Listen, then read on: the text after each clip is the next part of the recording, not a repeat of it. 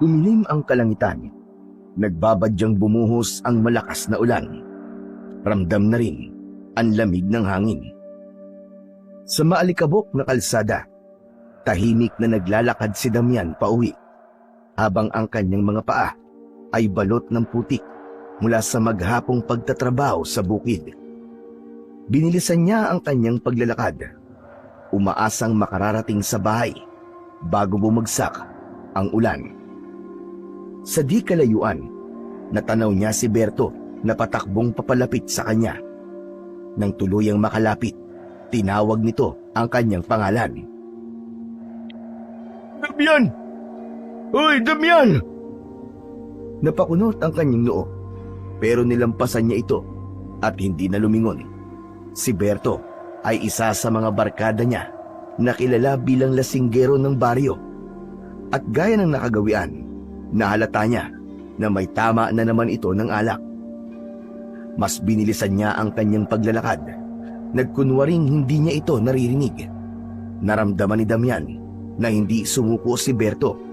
Kahit paika-ika ang hakbang at medyo pasuray-suray, ay sinundan pa rin siya. Damian! Damian, hintay naman! Ay nako, lasing ka na naman, Berto eh. Umuwi ka na bago ka pa mahulog sa kanal. Saka lang tumigil sa paglalakad ang lalaki nang maramdaman niya ang nanginginig na braso ni Berto na humawak sa kanya ng mahigpit. Mabilis na sinuri niya ang mukha nito.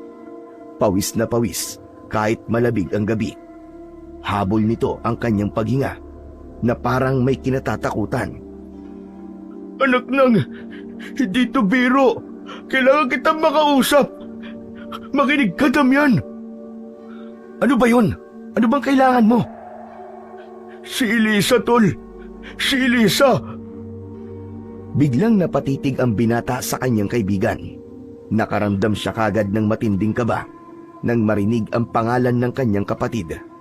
Mabilis niyang hinawakan ang kwelyo ng lasenggo at inilapit ito sa kanyang muka. Bakit, Berto? Ano nangyari sa kapatid ko? Kanina lang, may nakahintong sasakyan dito eh. Nadumaan ako. Nakita ko ang 4 na sakay nito. Tapos may babae sa loob na umiiyak. Nakilala ko yung babae. Damian, si Elisa yun. Ano? Sigurado ka ba dyan sa sinasabi mo? Sigurado ko, tol.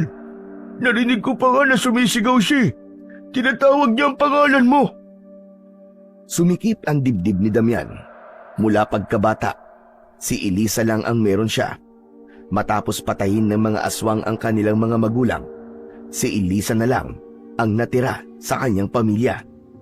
Hindi niya kailanman hinayaan na may manakit sa kapatid niya mula nang umalis sila sa baryo na yon.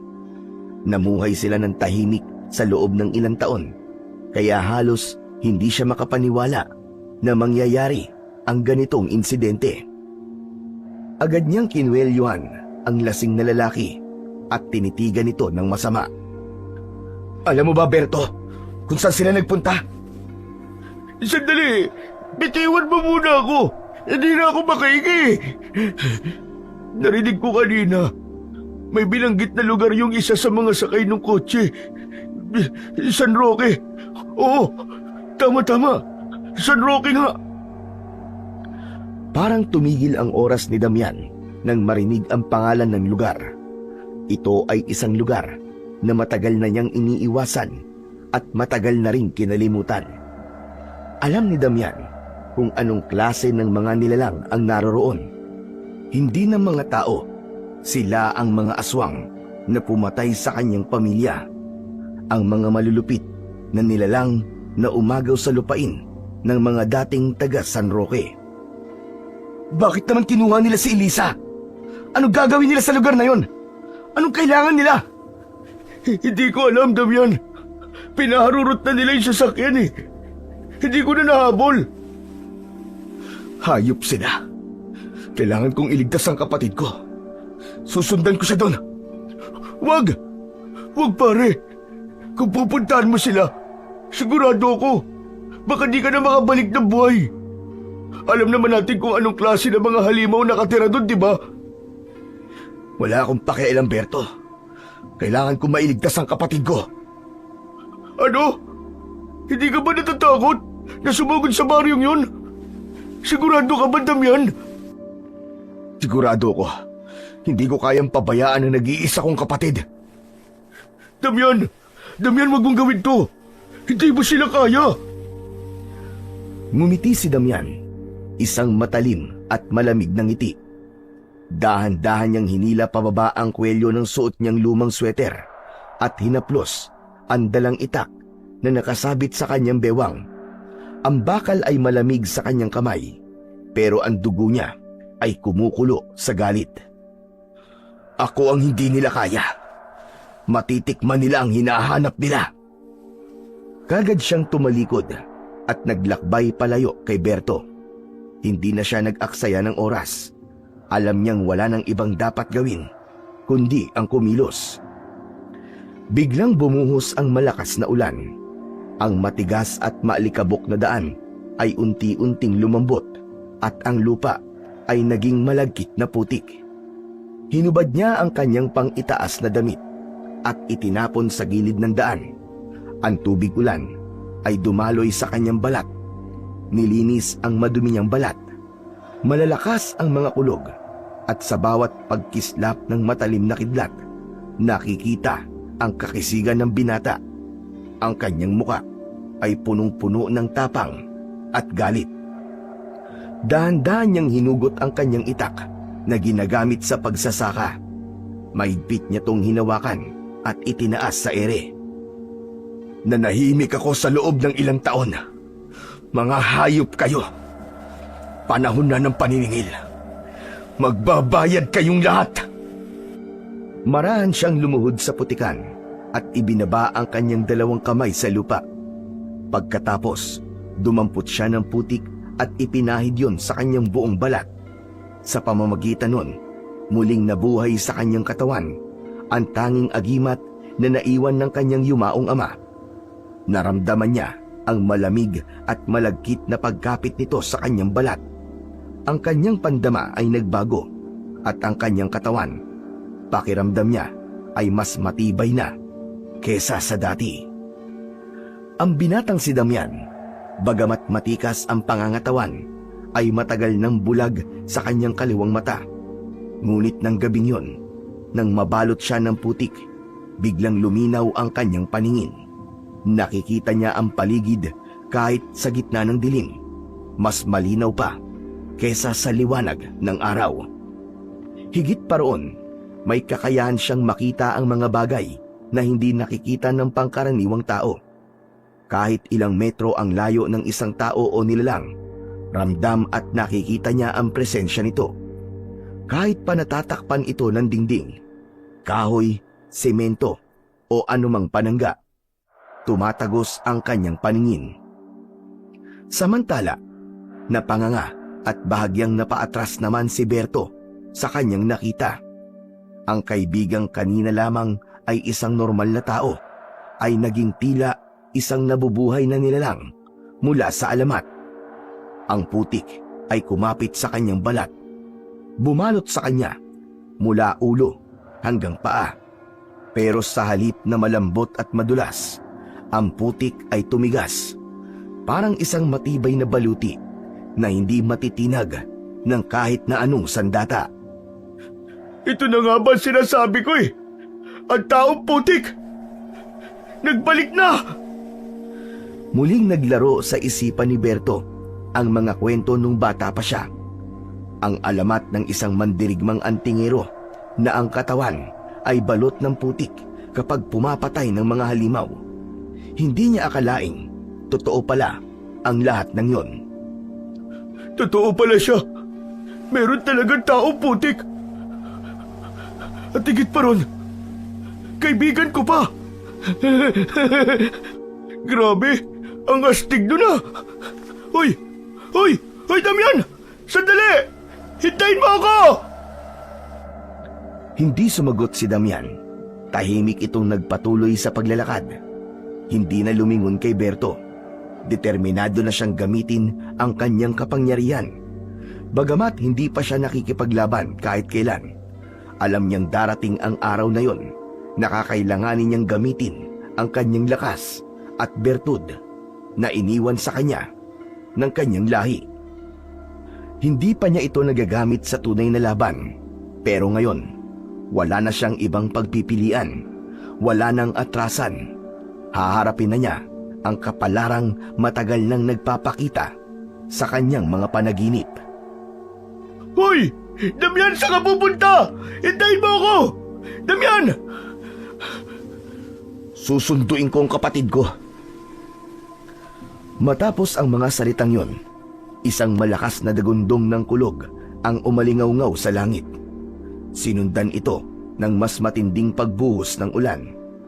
Unti-unting nilamon ng dilim ang anyo ni Damian habang papunta sa pugad ng mga aswang. At sa gabing yon, muling nabuhay nga ang taong putik, ang nilalang na minsang kinatakutan ng mga aswang sa baryo ng San Roque. Ngayon, bumalik siya hindi bilang isang alamat, kundi bilang isang mandirigmang uhaw sa hustisya. Sa kanyang paglalakad pabalik sa baryo, dala niya ang isang misyon. Pakainin ang lupa ng mga bangkay at diligan ito ng dugo ng mga aswang. Habang nakatago sa likod ng isang matandang puno, pinagmasdan ni Damian ang baryo ng San Roque. Ang lugar na ito ay tila isang patay na bayan. Tahimik at puno ng kadiliman. Ang mga bahay ay sira-sira. Ang karamihan ay natatakpan ng lumot at baging na parang matagal nang inabandona. Ngunit alam niyang hindi ito isang ordinaryong baryo. Sa likod ng katahimikan nito, may mga matang nagmamasid. May mga nilalang na nagtatago sa dilim, gutom at uhaw sa dugo. Hinayaan niyang gumana ang kanyang bertud ng putik. Ang malamig na lupa na bumalot sa kanyang katawan ay nagbigay sa kanya ng hindi pangkaraniwang pandama. Ang kanyang pandinig ay naging matalas.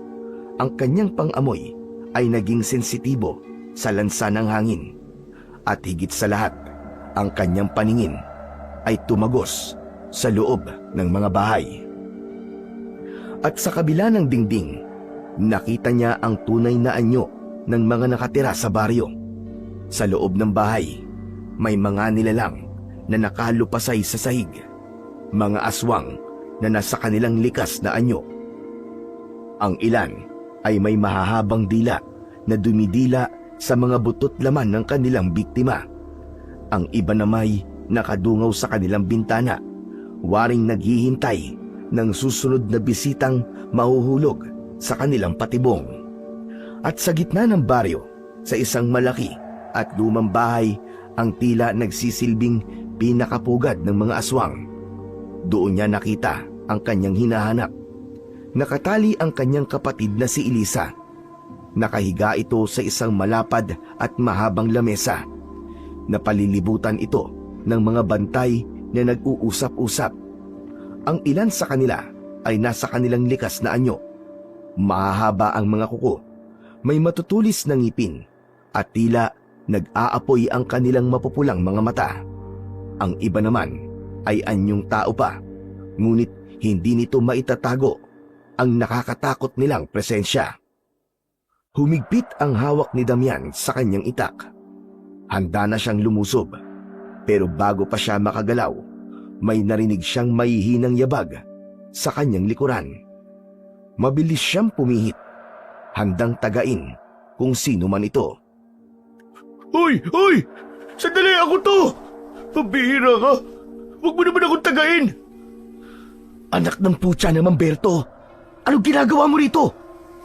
Ano pa? Hindi tutulong! Hindi kita kayang pabayaan, Tol Damian. Si Elisa yun eh. Tsaka, hindi ko pwedeng hayaang pumatay at kumain ng tao mga hayop na yan habang buhay ako. Napakunot ang noo ni Damian sa sinabing yun ng kanyang kaibigan. Wala siyang maisip na dahilan kung bakit gusto nitong tulungan siya.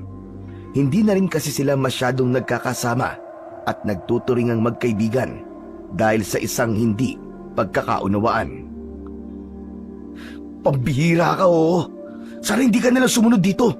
Hindi naman kita kailangan eh. Baka makasira ka lang sa misyon ko eh. Grabe ka naman magsalita.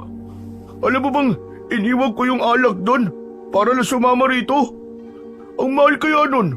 At saka, anong hindi mo ko kailangan? Lahat ng bida, tol, may sidekick. At alam mo kung sino sidekick mo? Walang iba, kundi ako, tol. Ang yabang mo rin, no? Ano bang kaya mong gawin bukod sa paglaklak ng alak? Bakit? Kaya mo bang makipagpatayan sa mga aswang, ha? Aba, ang baba naman ang pagtingin mo sa akin. Kayang-kaya ko yun, siyempre. Heto nga ako. Oh, tingnan mo. Ninakaw ko pa yung itak ni Mang Cardo nang dumaan tayo sa bakuran niya kanina. Matalas to, tol. Ito yung nakikita kong ginagamit niya sa pagputol ng mga kahoy. Isang taga lang, wasak kagad. Tumigil ka na nga. Hindi to oras ng biro. Sana talaga, hindi mo na lang ako sinundan dito. Tol naman, huwag mo naman akong itaboy. Sayang eh, may backup ka na eh. Nakasing astig ko pa. Tinignan ni Damian ang dating kaibigan. Hawak nito sa kanang kamay ang itak. Nanginginig, nagyayabang lang at halatang hindi naman sanay sa laban. O ano? Kasama na ako rito, tol. Wala ka na magagawa. At saka, Damian, seryoso. Baka mamatay ka rito kung wala ako eh. Alam mo namang maswerte ako sa lahat ng bagay, di ba? Kaya swerte ka sa akin. Maswerte, maswerte. Kailan ka pa naging maswerte, Aber? Oo, marami. Yung 3 beses ako nanalo sa sabong. At di ko alam kung paano nangyari yun. Nung naligtas ako sa utang kay Mang Kanor dahil nasira bigla listahan niya. At nung isang beses na hindi ko alam kung paano ako nakauwi kahit 3 araw na akong walang malay sa inuman. O di ba? Maswerte ko matatawag yun. Shh! Huwag kang maingay. Ang ingay mo. Baka makatawag ng pansin yung mga tawa mo. Ay, sorry. Nakarid away lang ako. Nakarid away? Sipain kita dyan eh. Sige na. Pero kapag naging pabigat ka, iiwan kita rito. Hindi ako magiging pabigat, tol. Ako ang bahala sa ibang trabaho mo. Pwede akong panggulo o kaya pain. Tignan mo, paano kung daldal ako ng daldal dito, may aswang na lumapit sa likod mo, di ba? Pwede mo akong gawing pangatlong mata mo. Hala, putik! May lumalapit nga sa likod mo! Nang lumingon si Damian, isang aswang na may nakausling pangil ang nakahanda ng umatake sa kanya. Walang babala, sumugod ito ng mabilis. Itinaas nito ang matatalas na kuko at buong lakas na isinaksak ito sa dibdib ni Damian.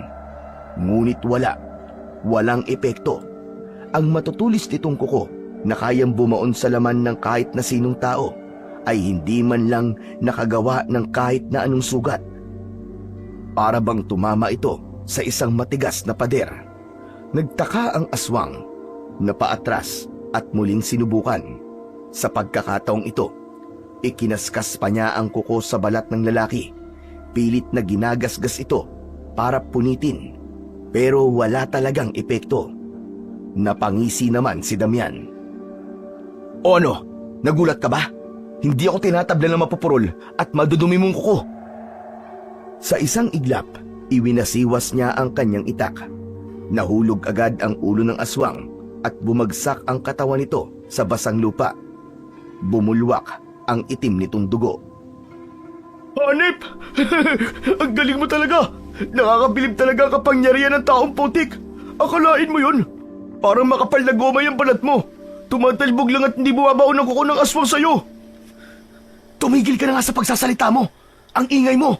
Wala ka talagang kwenta. Hoy! Teka lang, anong walang kwenta? Di sana, kanina ka pa nakagat ng aswang na yun. Di mo nga naramdaman na nasa likod mo na pala eh. Tingin ko, tol, siswertein ka talaga na kasama mo ako ngayon. Huminga ng malalim si Damian. Sa gabing yun, hindi lang ang aswang ang problema niya. Kailangan din niyang tiisin ang kadaldalan ni Berto. Tol, ano gagawin natin? Saan natin hahanapin si Elisa dito? Alam ko na kung nasan siya, Berto. Pero pinalilibutan siya ng napakaraming aswang. Hindi tayo pwede magpadalos-dalos. dahil baka mapahamak ang kapatid ko. Kung ganun, ano plano mo, Damian? Ang una nating gagawin, kailangan nating patayin ang mga bantay. Kailangan nating gumalaw ng tahimik. Muli silang nagmasid sa paligid. Nang tignan ni Damian ang posisyon ng buwan, alam niyang maghahating gabi na. Nakita nilang nagsilabasa na ang ilang mga aswang sa kanilang mga bahay at naglakad-lakad na parang nagbabantay sa paligid. Ang iba naman ay lumipad para mangaso ng kanilang mga biktima. Aswang nga! Ang dami nila! Ang lalaki ng katawan! Ano? Ang kulit mo kasi! Nagsisisi ka na ba na sumama ka dito? May oras ka pa para bumalik sa baryo. Iligtas mo na ang sarili mo at huwag ka nang makigulo sa problema ng ibang tao. Anong ibang tao sinasabi mo? Hindi naman tayo iba eh. Magkaibigan nga tayo dati, di ba? Best friend pa. Ikaw lang naman to nagbago eh. Tumahimik ka na nga. Hindi kita kaibigan. Wala akong kaibigan, traidor. Nagpantig ang tenga ni Berto sa sinabi ni Damian. Hindi niya inasahan na hanggang ngayon, dala pa rin ng kaibigan ang hinanakit sa nakaraan. Hindi niya alam kung paano niya ipaliliwanag ang sarili, pero hindi yun ang tamang oras para makipagtalo. Tumahimik ka na! Huwag kang maingay! Dahan-dahang gumalaw si Damian. Maingat. Halos hindi gumagawa ng tunog ang kanyang mga yapak. Lumapit sila sa luma at malaking bahay kung saan naroon si Elisa. Seryoso ang kanyang muka, walang bahid ng pag-aalala. Nakasunod pa rin sa kanya ang kaibigan, determinadong makatulong sa pagliligtas kay Elisa. Hindi na ito nag-iingay o nagbibiro, pero nanginginig ang kanyang kamay habang hawak ang itak. Napatigil sila sa paglalakad nang makita nila sa harapan ang isang nakatalikod na aswang. Matangkad, payat at may mahahabang daliri na parang matutulis na kawit. Tahimik na humakbang si Damian. Isang mabilis na galaw ang kanyang ginawa. Tinakpan niya ang bibig ng aswang at ginilitan ang leeg nito. Napahugalpos ito. Sandaling pumalag pero wala na siyang nagawa nang bumagsak ang katawan sa lupa. Duguan at wala ng buhay. Hindi nakapagsalita si Berto. Nagpatuloy sila. Sa bawat sulok ng daan papunta sa lumang bahay, may mga nakabantay pang ibang aswang. Isang babae, nakaupo sa isang sirang bangko, ang sumisinghot ng hangin. Tila may naaamoy. Mabilis na lumapit ang binata at bago pa ito makalingon, tinaga niya na ito sa ulo. Halos nahiwa ang buong mukha nito. Wala itong nagawa kundi isuka ang sariling dugo bago bumagsak. Bumilis ang tibok ng puso ni Berto. Hindi niya na alam kung anong mas dapat niyang katakutan, ang mga aswang ba o si Damian mismo. Nagpatuloy pa ang dalawa. Malapit na sila sa lumang bahay, pero meron pang dalawang malalaking bantay malapit sa entrada. Nagtatawanan ang dalawa. Hindi nila batid na may papatay na sa kanila sa loob lamang ng ilang segundo. Hoy Berto, tulungan mo ako ha. Tig-isa tayo. Oo, sige, sige. Sa isang iglap, mabilis na dinaluhong ni Damian ang isang aswang at isinalaksak niya ang itak sa tagiliran ng kalaban. Sa kamarahang inikot ang talim. Tumigil ang halakhak ng aswang at nanlaki ang kanyang mga mata sa gulat. Di man lang nakagawa ng ingay bago namatay. At sa isa namang bantay ay napansin kagad ang nangyari. Muntik na itong umalulong para magtawag ng mga kasamaan. Hindi makakilos si Berto dahil naunahan ng takot. Natulala lang ito sa harap ng aswang. Mabuti na lang at mabilis na nakabuelta si Damian mula sa likod. At sa isang mabilis na galaw, pinugutan niya ito ng ulo. Napahawak si Berto sa bibig. Nagkalat na ang katawan ng mga halimaw sa paligid. Lahat ng ito, pinatay ng tahimik. Walang sigaw, walang ingay, walang bakas na maaring makatawag ng pansin sa iba pang aswang na naroroon. Ngunit si Berto, ibang usapan. Hirap na siyang huminga. Pinagpapawisan na siya ng malamig. Nakakatakot ka, Damian. Ang bilis mong pumatay. Ang dami na nila. Diyos ko po, parang mas halimaw ka pa kesa sa kanila eh. Hindi kumibo si Damian. Sa halip, lumapit siya kay Berto at walang sabi-sabing kinuha ang hawak nitong itak. Wala ka talagang silbi kung ganyan ka. Manatili ka na lang sa likod ko. At kahit na anong mangyari, huwag kang aalis sa tabi ko ha. Naiintindihan mo? Napakagat ng labi si Berto. Hindi siya nakasagot sa sinabi ni Damian. Humanda ka. Kailangan mailigtas natin si Elisa. Nasa loob siya ng bahay na to. Nakatali at binabantayan ng halos 20 aswang. Ano ka mo? 20? Ako na ang bahala sa kanila.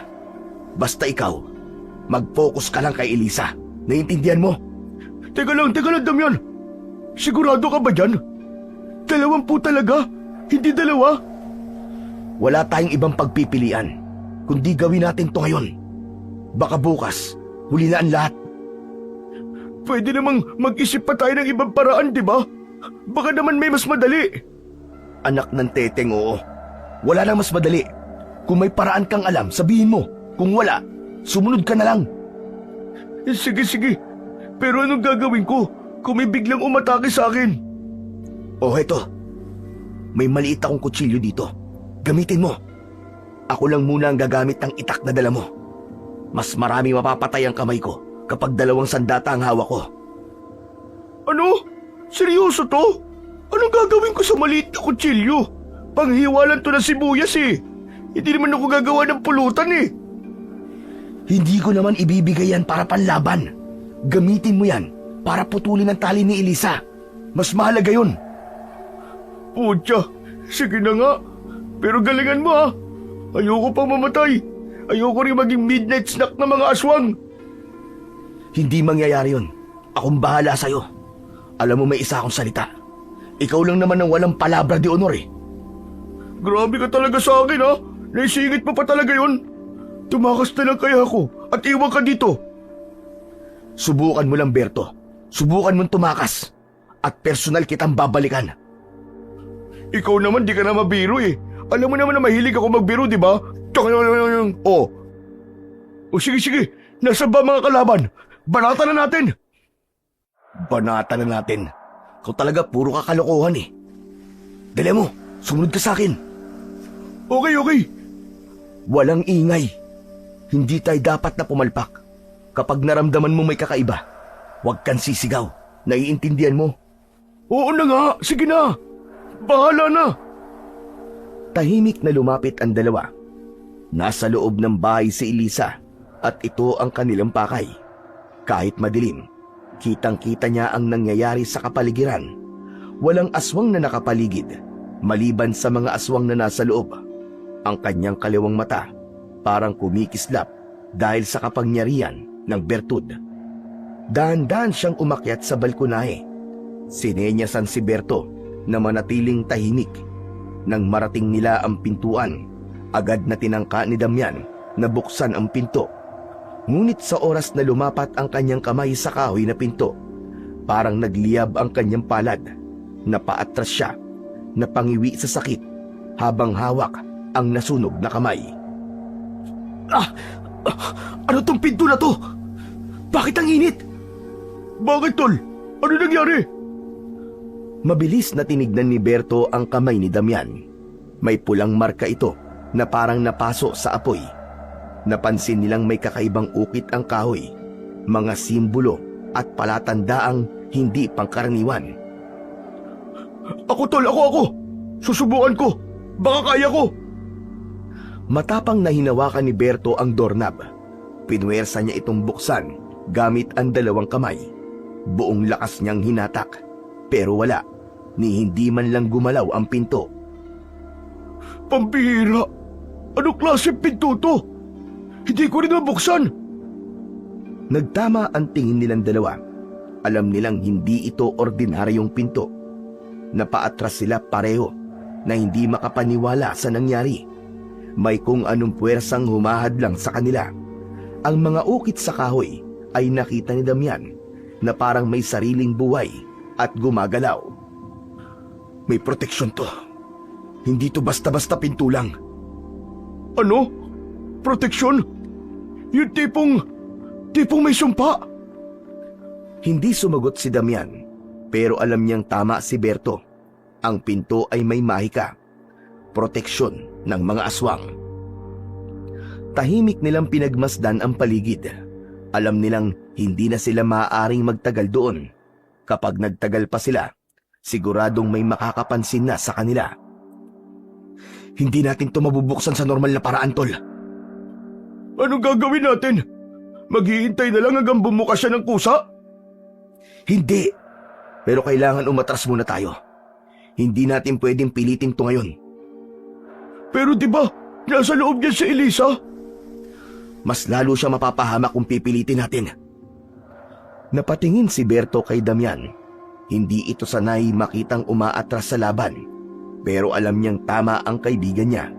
Kung ipipilit nilang buksan ang pinto ngayon, baka mapahamak silang lahat. Lalong-lalo na si Elisa. Napansin ni Damian ang paggalaw ng anino sa loob ng bahay. May naalerto. Bilis! Umatras na tayo! Umatras sila at nagkubli sa mga puno upang hindi mapansin ng mga aswang. Tinuntun nila ang daang papunta sa malapit na bundok. Pagkarating sa tuktok, saglit silang huminto upang huminga ng malalim. Mula roon, tanaw nila ang buong baryo ng San Roque. Ang mga ilaw sa ilang bahay ay parang mumunting alitaptap sa dilim ng gabi. Ngunit alam nilang sa kabila ng payapang tanawing yon, meron itong ikinukubling lagim. Ang itaas ng bundok ay may malawak na lupang natatakpan ng damo at ilang naglalakihang puno. Doon sila nagkampo. Itinayo ang isang pansamantalang silungan gamit ang ilang sanga at dahon.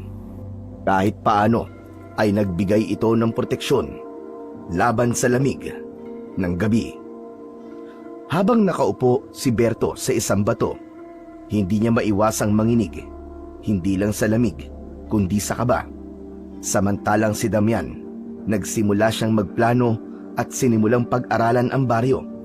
Kung paano nila ito mapapasok nang hindi namamalayan at kung paano nila ililigtas si Elisa bago pa mahuli ang lahat. Habang nakaupo sa lupa, pinagmasdan ni Damian ang baryo. Hawak niya ang isang maliit na bato at nilalaro ito sa kanyang palad. Damian, anong binabalak mo? Parang ang lalim yata ng iniisip mo ah. Kailangan nating malaman ang galaw ng mga aswang. Kailan sila nagpapahinga? Ilang bantay ang meron sa bahay na yon? At higit sa lahat, kailan nila balak isagawa ang ritual? Teka. Ritual? Ano sinasabi mo, Damian? Bago tayo umalis kanina, may narinig akong usapan. Malapit na ang pista ng baryo. Oh, ano namang koneksyon ng pista sa kapatid mo?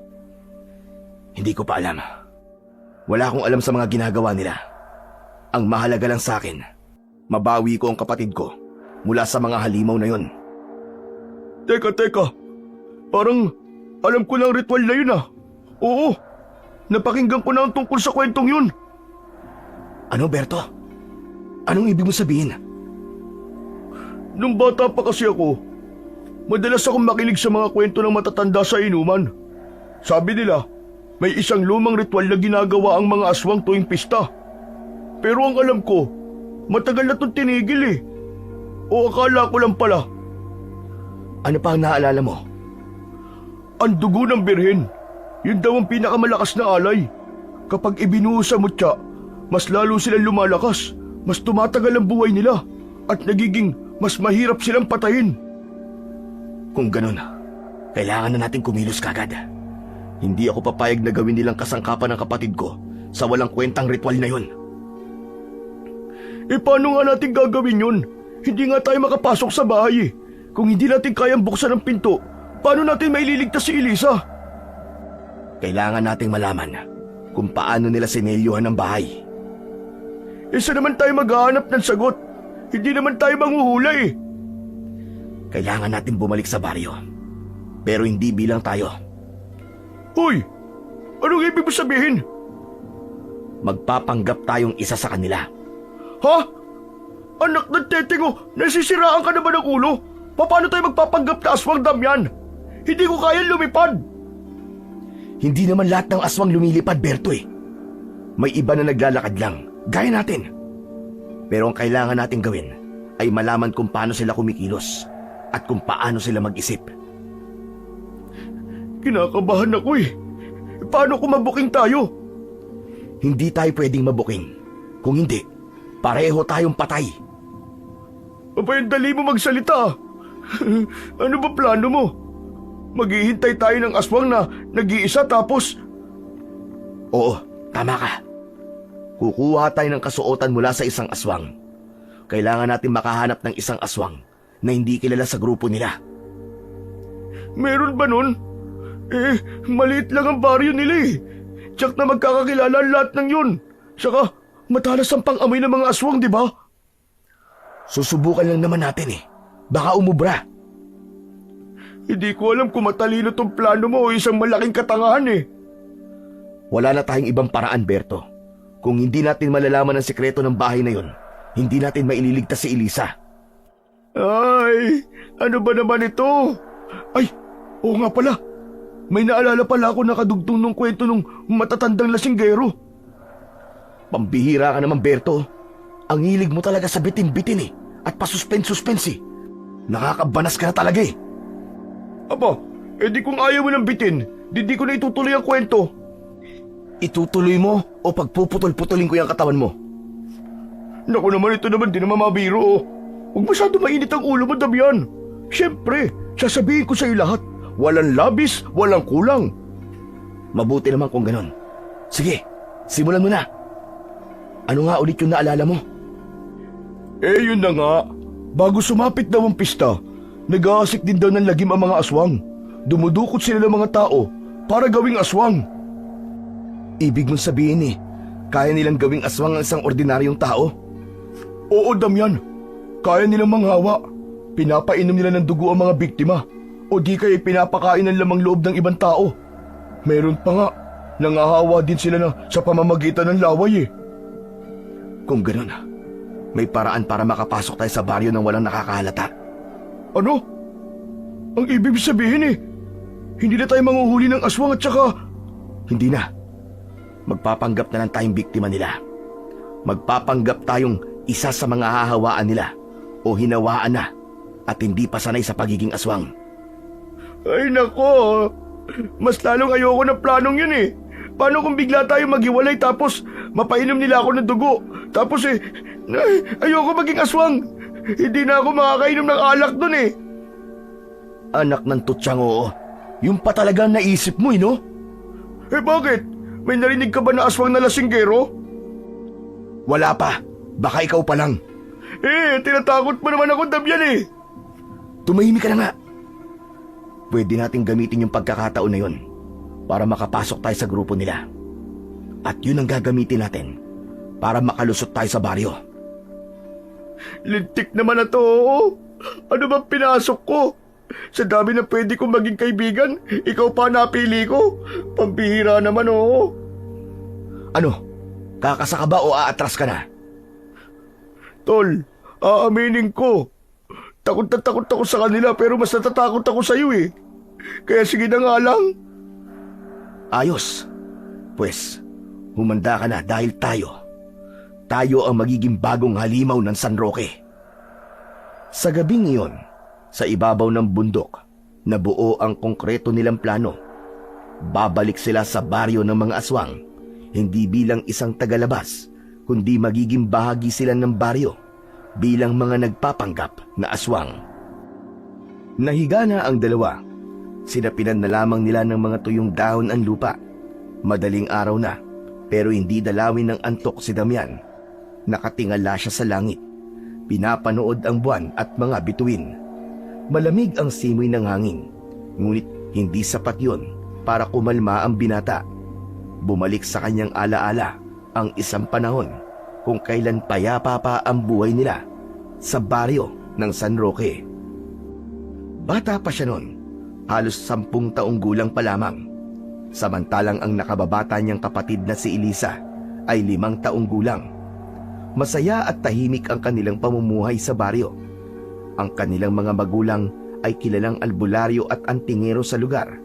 Mga taong may kaalaman sa panggagamot at lihim na mga paniniwala tungkol sa mga nilalang at hindi nakikita ng karaniwang tao. Lumaki si Damian sa piling ng kanyang ama na tinuruan siyang gumamit ng mga anting-anting at orasyon. Kahit bata pa siya noon, natuto siyang gumamit ng dahon at ugat ng iba't ibang halamang gamot para sa pagpapagaling ng mga may sakit. Itinuro sa kanya kung paano basahin ang langit, kung paano makiramdam sa paligid, at kung paano ipagtanggol ang sarili gamit ang mga sagradong kasangkapan. Madalas niyang makita ang kanyang ama na may hawak na lumang agimat na iniingatan nito sa loob ng isang kahoy na kahon. Tapos may iba pang bagay na naroroon pero hindi niya batid kung ano. Sabi ng kanyang ama, ang mga bagay na iyon ang kanilang proteksyon kung sakali man na may masamang nilalang na maligaw sa kanilang baryo. Sa kanilang simpleng buhay, wala silang kamalay-malay sa panganib na unti-unting lumalapit sa kanilang baryo. Nagsimula ang lahat isang gabi bago ang pista.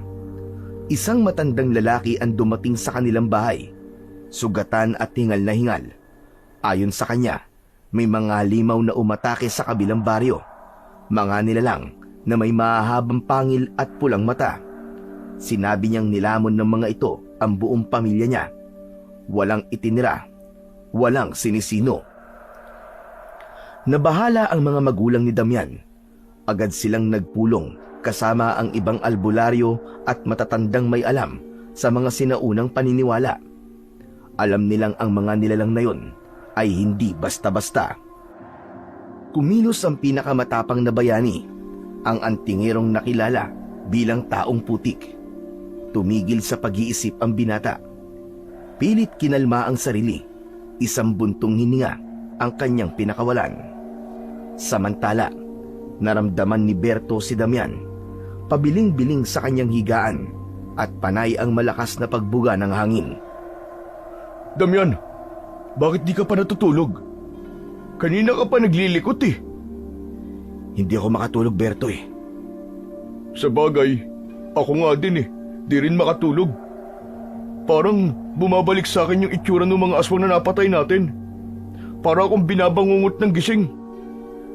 May napatay ka ba? Wala yata akong maalala. Ay, wala ba? Guni-guni ko lang pala yun. Sandali. Berto, di ba sabi mo, marami ka nang narinig na kwento tungkol sa baryo ng San Roque? Naikwento ba sa'yo kung paano naging pugad ng aswang ang baryong yon?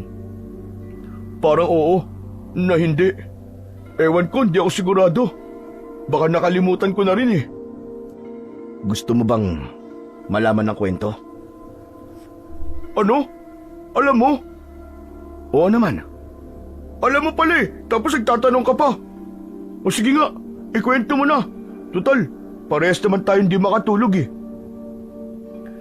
Nagsimula ang lahat dahil sa taong putik. Ha? Bakit ganun? Di ba siya yung bayani ng baryo? Pero bakit sa tono mo? Parang kasalanan pa niya yung nangyari. Kasalanan naman talaga niya eh. Kasalanan ng kapangyarihan niya. Ha? Teka, naguguluhan ako. Di ko maintindihan eh, nalilito ako, paki-explain nga. Alam mo namang mababa ang IQ ko eh. Kasi ganito yon. Nung malaman niya na may mga aswang sa ibang lugar, nagsimula siya ng isang misyon. Isang personal na krusada. Pinangako niya sa sarili niyang papatayin niya ang lahat ng aswang na mahahanap niya. Aba eh, di parang bayani pala talaga siya. Ewan ko. Minsan nga naiisip ko kung bayani ba talaga siya o siya ang dahilan ng lahat ng ito. Dahil sa kanya, natuntun ng mga aswang ang baryo namin, ang San Roque. Diyan kami dati nakatira. Payapa at masaya dati ang lugar na yan. Seryoso? Ibig ba sabihin, dating lugar yan ng mga tao? Tama ka, Berto. Pero na magsimula siyang manghuli at pumatay ng mga aswang sa kabilang bayan, nagalit ang mga halimaw. Hinanap nila kung sino ang pumapatay sa kanila. At nang matuntun nila kung saan siya nakatira, doon na nagsimula ang trahedya. Diyos ko po, ano nangyari pagkatapos dun? Isang gabi, dumating sila. Hindi lang isa o dalawa, kundi isang buong hukbo ng mga aswang. Wala silang awa. Pinaguhuli nila lahat ng mga lalaki sa lugar at iginapos. Dinala sa plaza. O tapos? Pagdating sa plaza, isa-isa silang tinanong. Sino ang taong putik? Oh, may umamin ba? Wala. Walang nagsalita. Walang gustong umamin kahit na ilan sa kanila. Kilala ang taong may bertud ng putik. Alam nilang si Tata yun. Pero hindi nila ipinagkanulo. Wow! Ang astig, no? Talaga may paninindigan sila. Sa bagay, kung ako din yung nasa panahong yun, ganun din ang gagawin ko eh. Hindi ko ipagkakanulo ang kababaryo ko kahit na ano pang mangyari. Over my dead body. Ganun na nga ang ginawa nila. Pero dahil sa prinsipyo na yun, nangyari ang malawakang pagpaslang. Anak ng... ayoko na pala. Kita mo na? Duwag!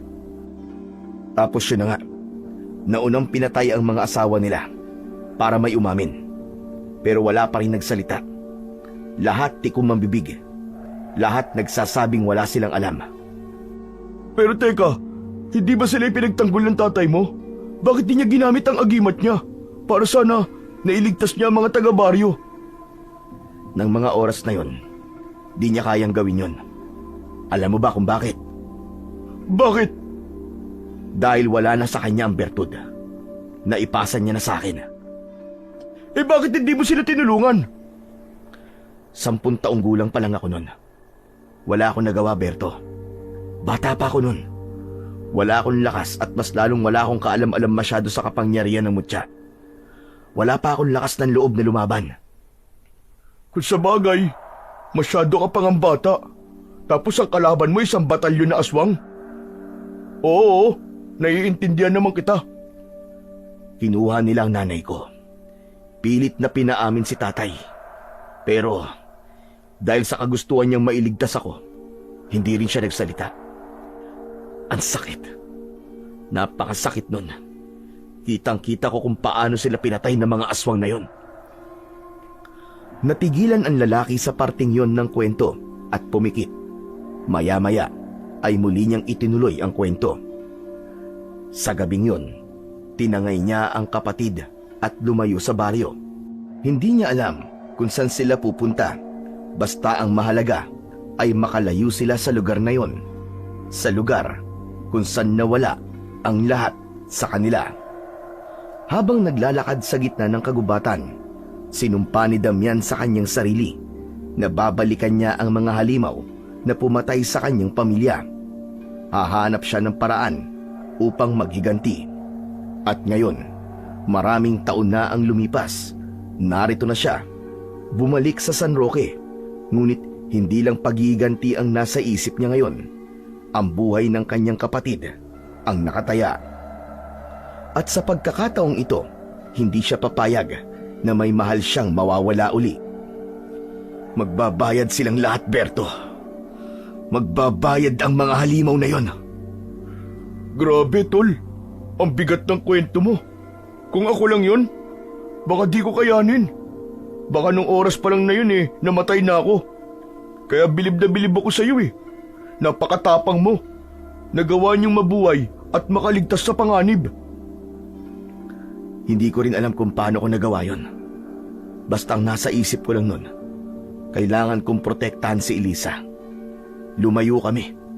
Nagpalipat-lipat ng tirahan hanggang sa napadpad kami sa baryo nyo at nakatagpo ng isang mabait na matanda na siyang nag-ampon sa amin. Minsan ba, tol, naisip mo na babalik ka sa impyernong lugar na to kung saan nagsimula ang lahat? Kung ako lang, ayoko na talaga. Pero wala akong mapagpipilian Kailangan ko mabawi si Elisa At sa pagkakataong to, hindi na ako tulad ng dati. Meron na akong laban. Mas malakas na ako at mas matapang.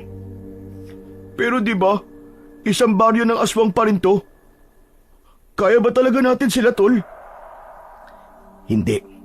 Kung magpapadalos-dalos tayo, hindi natin kakayanin.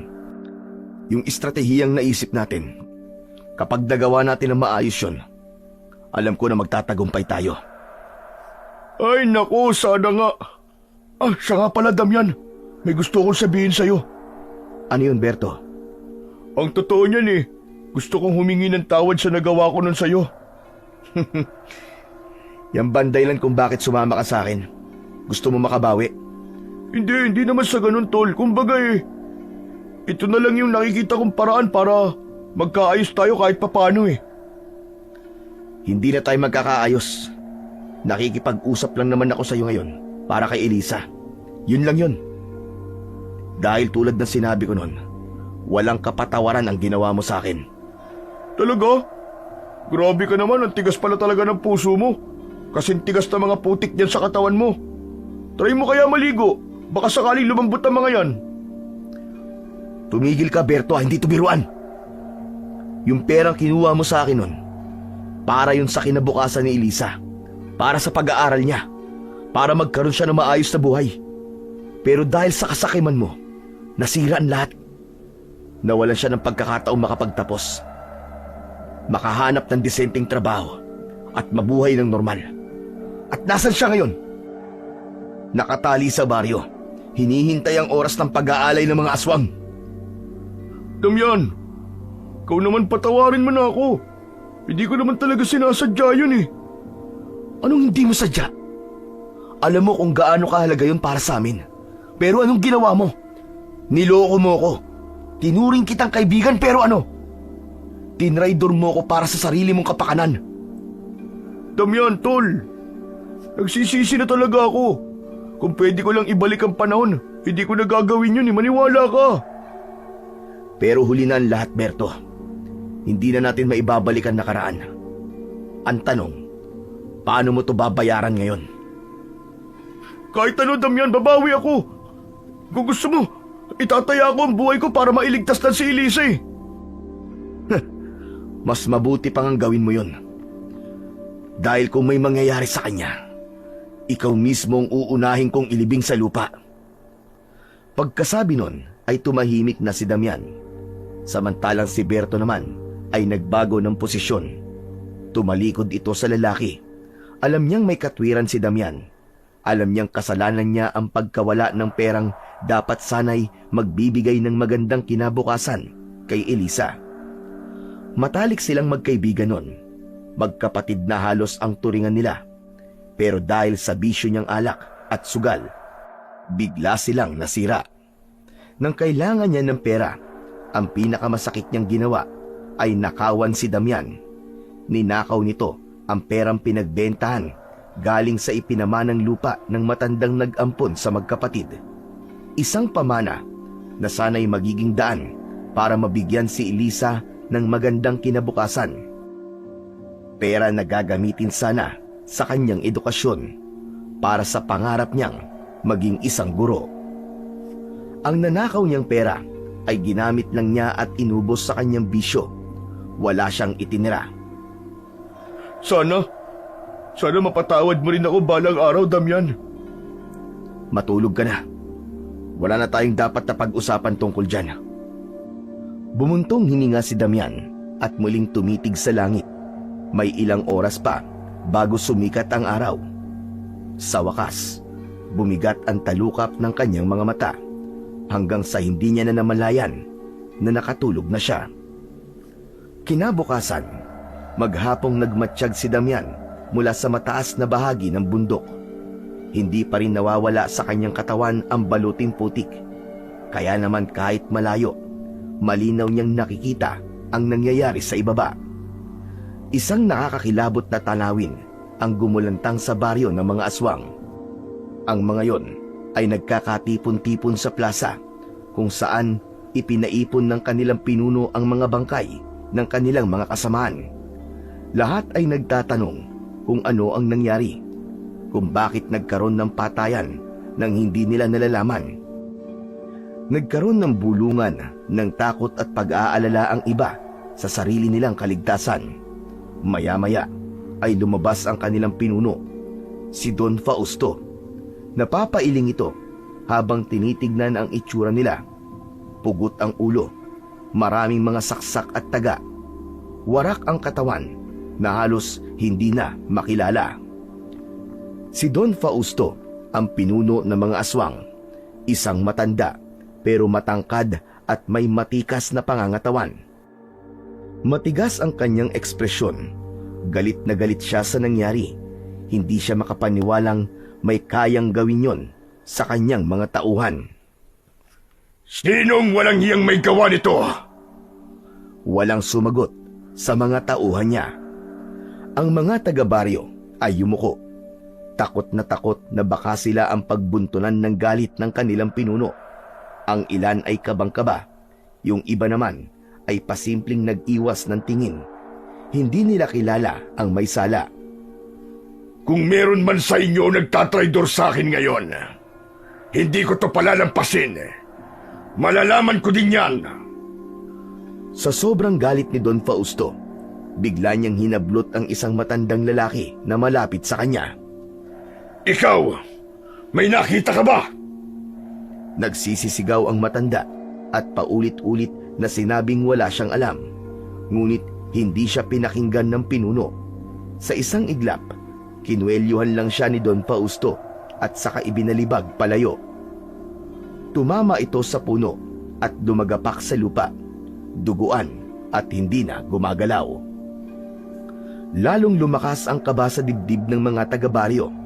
Walang sino man ang makapagsalita dahil alam nilang ang kapalit nun ay kamatayan. Sa itaas ng bundok, tahimik na pinapanood ni Damian ang lahat. Maigpit niyang ikinuyom ang kanyang mga kamay. Nagngangalit ang kanyang panga. Kitang-kita niya kung paano tratuhin ng aswang na yon ang kapwa niya mga aswang. Kung paano niya kinokontrol ang mga ito gamit ang takot at dahas. Sige, tapos na ang palabas dito. Tapusin niyo na ang mga dapat tapusin para sa gaganaping pista. Importante na mairaos ang pista ng walang gumagambala. Bantayan niyo ang paligid dahil mukhang may kalaban tayong hindi nakikita. Agad na kumilos ang mga tao. Sa kabila ng kanilang pagdadalamhati at pagtataka sa naganap na patayan, itinuloy pa rin nila ang mga paghahanda para sa pista. Sa unang tingin, ang baryo ay parang isang ordinaryong pamayanan lamang. Bukod sa mga lumang bahay na tila nilipasan na ng panahon, wala nang makikitang kakaiba. Lalo na sa araw. Malapit na ang pista, kaya abalaan lahat sa paghahanda. Isang malaking entablado ang nakita ni Damian na inaayusan nila. Ang ilan ay nagkakabit ng makukulay na banderitas sa mga lansangan at sa plaza. Inaayusan nila ang buong paligid upang magmukhang masaya at maaliwalas. Sa mga lansangan, masiglang naglalaro ang mga bata. Nagtatakbuhan, nagsisigawan. Parang walang anumang pagkakaiba ang baryo. Nasa likod ng tawa, ngiti at makukulay na dekorasyon, ang pamayanang yon ay hindi ordinaryo, kundi pugad ng masasamang aswang. Napatingin si Damian kay Berto na noon ay nagbubukas ng niyog at ibang prutas para sa kanilang pagkain. Sa palagay mo, Berto, totoo ba yung kwento tungkol dun sa mga tao na dinudukot nila para gawing aswang? Hindi ko rin alam, Damian eh. Hindi ko pa naman nakikita eh. Basta, narinig ko lang ang kwento na yun. Palilipasin natin ang buong araw na to. Kung wala pa, mapipilitan akong sumugod. Ano ba nangyayari sa ibaba? Naghahanda na sila, Berto. Kaya kailangan natin magmadali. May nakikita ka bang ibang galaw nila? Wala pa. Parang isang normal na araw lang to para sa kanila. O Damian, kumain ka na muna ng buko. Iniabot ni Berto ang kalahating buko. Kinuha naman ito ni Damian, pero nakailang nguya lang. Biglang sumimangot ito. Pwe! Ano ba to? Bakit parang lasang panis? Anong klaseng buko ba to? Anong panis? Hindi naman ah. Anong klaseng panlasa ba ang meron ka? Anong gusto mong lasa? Yung may condensed milk at asukal? Wala nun dito sa bundok, uy. Pambihira ka naman, oo. Meron bang iba dyan? O eto, mga prutas. Akin na nga. Ano ba yan? Ang tatabang naman ito. Talent mo na talaga mamili ng mga prutas na walang lasa, no? Hindi ko naman kasalanan kung bakit walang masarap na prutas dito eh. Ikaw naman kasi, may plano ka mamundok. Di ka nagbaon ng pagkain natin. Sa kagustuhan ko mabawi ka agad si Elisa. Nakalimutan ko na ang mga bagay na yan. Sarili ko lang at itong itak ang bitbit ko. Hindi ko na naalala na mahalaga din pala ang pagkain at inumin. At paano mo siya mababawi kung gutom ka? Di ka makakapag-isip na maayos. Akalain mo yun? Di ka nga mamamatay sa atake ng aswang, pero mamamatay ka naman dahil sa gutom. Ano bang akala mo? Puro tapang lang ang mahalaga sa laban na to? Hindi ko inaasahang tatagal tayo rito. Akala ko mabilis lang eh. Kahit na. Sana titignan mo din yung posibilidad na ito. Sana naisip mo rin na baka yung makakasagupa mong aswang ay matatalino, malalakas o kaya maabilidad. Natural, tatagal ang laban kapag ganun. O di ba? Matatalino sila. Nilagyan nila ng orasyon ang pinto ng bahay na yun para di natin mapasok. Advance sila mag-isip, tol. Alam ko, may pagkukulang nga ako sa aspetong yon. Ano, gusto mo ba? Bumababo na ako at kumuha ng pagkain natin? Pero wala na tayong oras, Berto. Baka mamaya, magkatotoo yung hinala mo na nagdadala nga sila ng mga tao dito para gawing aswang. Hindi natin magagawa na maayos ang plano. Hayaan mo na. Kaya ko pa naman tiisin ang gutom. Kaya mo pa? Eh ako, di mo ba ako tatanungin kung kaya ko pa? Kanina pa nga nagrereklamo ang bituka ko eh. Gutom na ako pare, nauuhaw tsaka nahihilo na ako. Ikaw, di ka pa ba naaalibadbaran dyan sa putik mo? Huwag mo nga pakialaman to. Kung tatanggalin ko ang putik sa katawan ko, mawawala ng bisa ang kapangyarihan ng bertud. Normal na tao na lang ako pag nagkataon. Paano ko masusubaybayan ang kilos nila kung di ko sila nakikita? Sa bagay, pero grabe naman yung bertud na yan. Parang hindi komportable. Parang angkate niya na. Tama ka, Berto, makatinga. Parang kinakagat ako ng isang batalyong pulgas. Sabi ko na eh, bakit di mo kayo rin kahit konti lang? Para ka nang nilulumot dyan sa itsura mo eh. Eh kung yung mukha mo kaya ang kayurin ko? Eh wag naman. Pero Damian, seryoso. Mukha ka multo dyan sa itsura mo. Ikaw ang unang magiging multo pag di ka pa tumigil sa kakadaldal mo. Ang hirap naman ng sitwasyon natin. Gutom ka na nga. Ang init pa ng ulo ng kasama mo. Hayaan mo na yung gutom. Kaya mo yan. Kaya kong antiisin eh. Ay nako, buhay naman talaga, oo. Hindi ko naman alam kung sino mas matinding kalaban ko eh. Ang mga aswang o ang sarili kong sikmura. Berto, konting tiis na lang. Pumunta tayo rito para sagipin si Elisa. Sumama-sama ka pa kasi. Oo na, alam ko na yun. Hindi lang talaga ako sanay sa ganito eh. Pero sige, maghahanap na lang ako ng ibang makakain dito habang naghihintay tayo sa galaw nila. Mabuti pa nga. Huwag kang lumayo masyado para matawag kita kagad kung kailangan. Ibinalik ni Damian ang paningin sa ibaba ng baryo. Biglang sumeryoso ang kanyang muka. May lumitaw na grupo ng mga tao. May hawak silang lubid. Hinihila ang ilang nakapila at nakagapos na mga lalaki. Ang karamihan sa kanila ay puno ng sugat at mukhang mahihina. Mas lalong pinatalas ni Damian ang kanyang paningin. Anak ng tutsang, ano to? Tahimik niyang sinuri ang paligid. Ang mga lalaking may hawak ng bihag ay hindi tulad ng mga nasa baryo. Hamak na mas malalaki sila at may matitipuno silang pangangatawan. Parang mga sundalo sa taglay nakakisigan. Mukhang totoo nga yung kinikwento ni Berto tungkol sa mga taong dinadakip nila bago sumapit ang piyesta. Agad siyang gumapang pababa sa kanyang pwesto. Nagtago ng bahagya sa mga damo. Hindi niya alam ang kakayahan ng mga yon. Ayaw niyang mahuli, kaya dapat siyang mag-ingat. Nanginginig siya dahil sa sobrang galit habang pinagmamasdan ang kaawa-awang sitwasyon ng mga bihag. Lahat sila walang lakas para lumaban. Berto! Berto, nasan ka na ba? Dahan-dahan siyang gumapang papalapit sa mas mataas na bahagi upang hanapin si Berto, pero hindi niya to nakita. Anak ng tutyang talaga, oh. Ano nangyari sa lalaking yun? Umuwi na yata dahil sa gutom. Pambihira talaga, oh. Di talaga maaasahan. Visit! Tumayo siya nang makitang nakarating na sa baryo ang sinusubaybayang grupo. Kinuha niya ang 2 itak, pero nagdalawang isip din siya kung itutuloy ang plano o ipagpapaliban muna ito para hanapin ang kanyang kasama. Sa huli, nagdesisyon na siyang tumuloy. Wala na siyang ibang pagpipilian. Kailangan niya ng gumalaw. Humakbang siya, pero biglang natigilan nang may kamay na biglang sumunggab sa kanyang balikat mula sa likod. Nagpumiglas ang lalaki at mabilis na itinutok ang kanyang itak sa kung sino man ang humahawak sa kanya. Ngunit agad siyang natigilan nang makita ang muka ni Berto. Punong-puno ito ng putik, halos hindi na makilala. Berto! Pambihira ka naman, oo.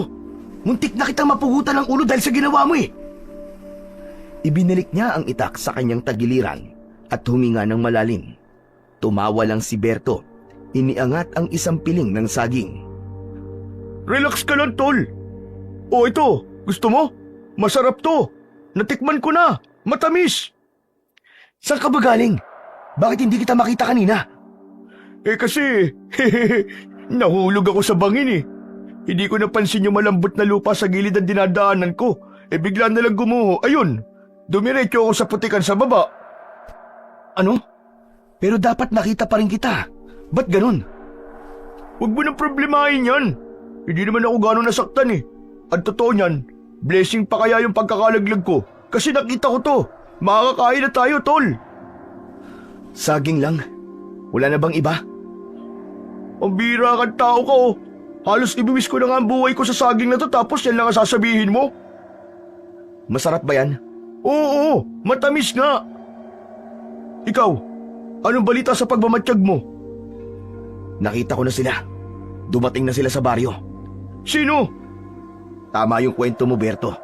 Nakita ko na yung mga bihag nila. Puro lalaki. Mukhang may masama talaga silang balak sa pista.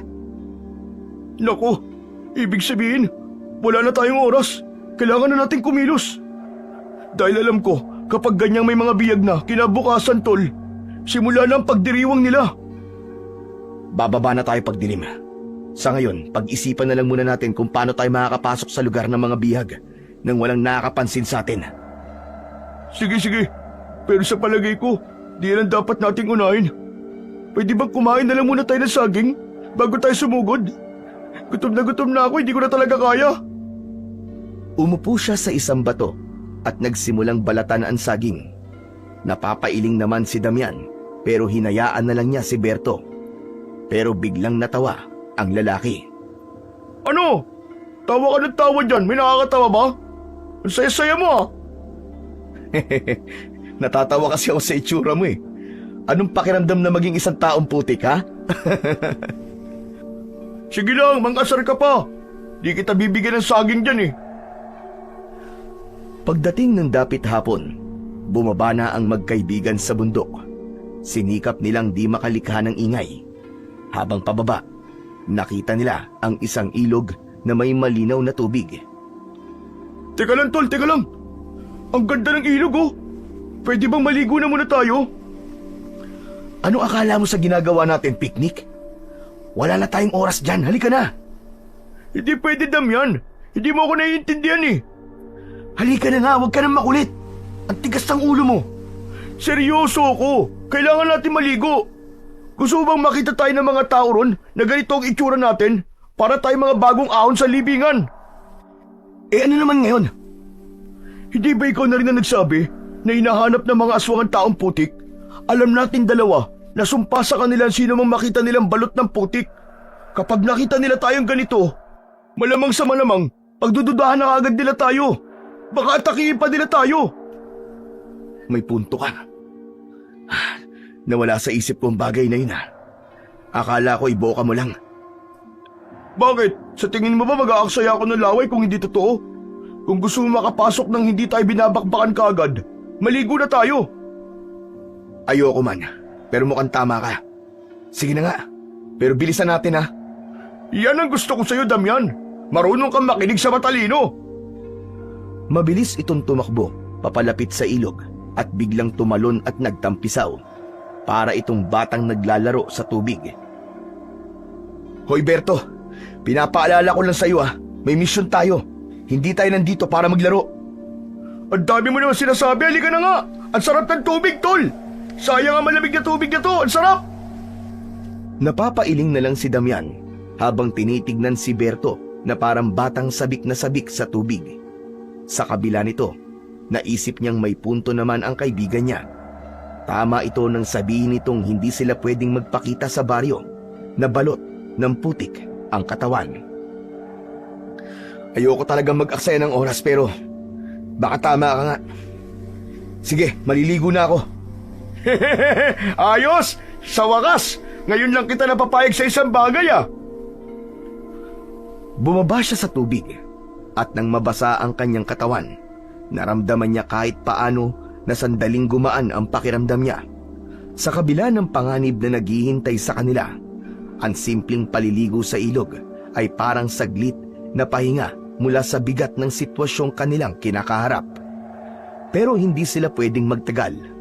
Ilang saglit pa, binilisan niyang tanggalin ang lahat ng putik sa kanyang katawan. Nang matapos yun, ay bigla na siyang nag-aya para ituloy na ang susunod nilang hakbang para sa misyon. Tara na, Berto. Ano? Yun na yun? Ang bilis naman. Ano ka ba naman, Damian? Bilisan mo na nga lang dyan. Pambihira ka naman nag-i-enjoy pa yung tao Anong pambihira? Anong nag-i-enjoy?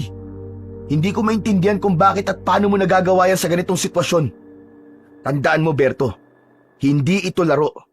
Buhay natin at buhay ni Elisa ang nakataya dito.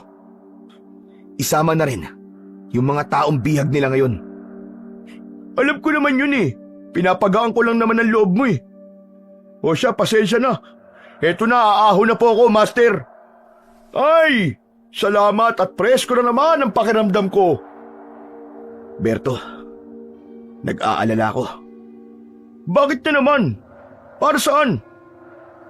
Ngayong wala ng putik ang katawan ko, ibig sabihin, wala na akong kapangyarihan. Isang ordinaryong tao na lang ako na bulag ang isang mata. Ayos lang yan. Yakang-yaka natin to. Teka, paano mo nga pala itatago yung dalawang itak na hawak mo? Madali lang to. Agad na kumilos si Damian. Kinuha niya ang damit pang itaas ni Berto at ginawa niya tong panali. Kinuha niya ang dalawang itak at itinali ito sa magkabilaan niyang binti. Natakpan din yun ng suot niyang pantalong pambukid, kaya hindi halata ang kanyang mga sandata. Alam niyang hindi siya maaaring pumasok sa baryo nang walang proteksyon, lalo na't alam niyang wala siyang kapangyarihan kapag hindi gumagana ang kanyang mutya. Ano, Berto? Handa ka na ba? Handang-handa na, Damian! Mabilis na naglakad ang dalawa. Hinahabol ang oras. Kailangan nilang bilisan. Kailangan nilang magawa ang unang hakbang bago lumubog ang araw. Maingat silang kumilos. Bawat hakbang ay kalkulado ni Damian. Sinigurado nilang walang makakapansin sa kanila. Si Damian, gamit ang naobserbahang kilos ng mga bantay, ay itinuro niya kay Berto ang tamang ruta kung saan sila maaaring makalusot. Dahan-dahan silang gumapang sa likod ng mga kubo, palipat-lipat ng taguan at nakikiramdam sa bawat galaw ng kanilang mga kalaban. Mabilis na mabilis ang tibok ng puso ni Berto.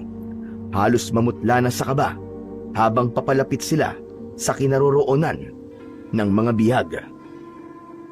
Nang matanaw nila ang kulungan kung saan naroon ang mga tao, Napalunok si Damian. Wala nang atrasan. Oras na para gumalaw. Pagpasok nila sa lugar, agad nilang naamoy ang mabahong singaw ng lupa na parang pinaghalong bulok na pagkain at dugo. Ang buong paligid ay parang isang koral ng hayop, madumi at maputik. May nakita silang 2 bantay sa labas nun. Anong gagawin natin? May mga kalaban. Huwag kang maingay. Tag-isa tayo. Tumango si Berto.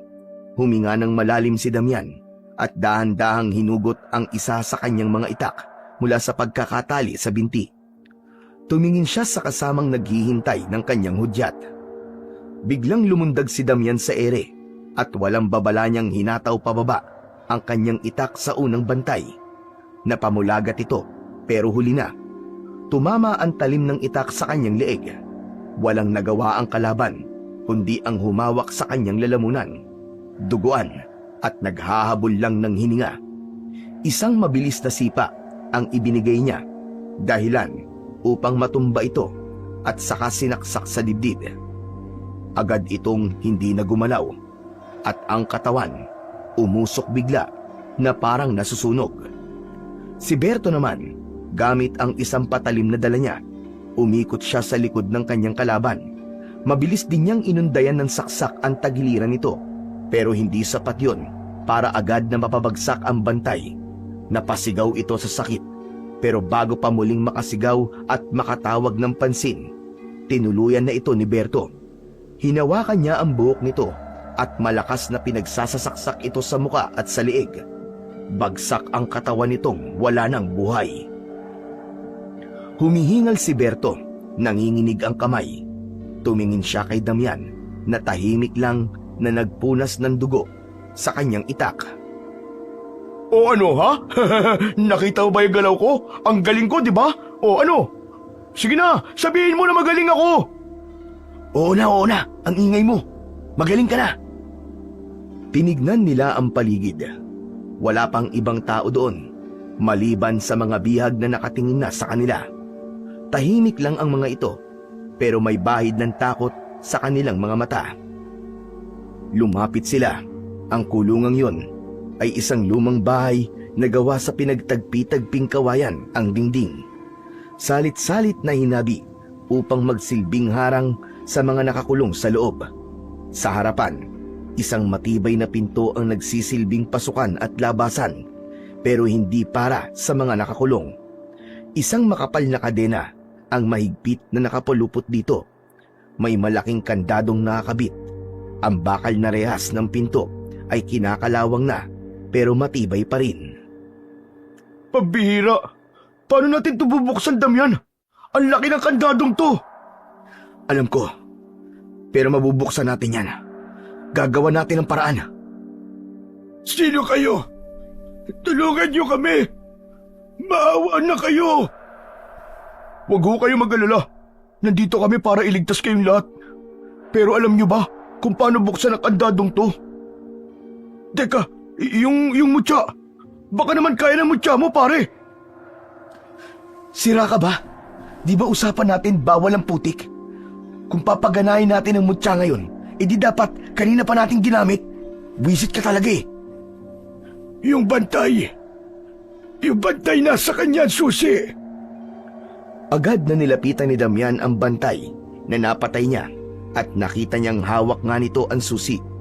Mabilis niya itong kinuha at saka binuksan ang kulungan. Sa loob ay natagpuan nila ang ilang kababaihan. May matatanda at may mga bata. Nanginginig na sa takot. Ang iba ay magkayakap. Pilit na pinapalakas ang loob ng bawat isa. Sa isang sulok, may isang lalaki na tila matagal nang dinala roon. Halos butot balat na ito. Kawawa naman sila. Impyernong lugar na to. Ang mga bihag ay tahimik lang, hindi makapaniwala sa kanilang ginagawa. Halos hindi makagalaw si Damian habang nakatingin sa kalunos-lunos na kalagayan ng mga taong naroroon. Kita sa mga mata ng bawat isa ang takot at paghihirap na kanilang tinitiis sa lugar na yon. Talaga bang kakampi namin kayo? Oo, Tatang. Pero Ay, salamat sa Diyos! Makakauwi na tayo mga kasama!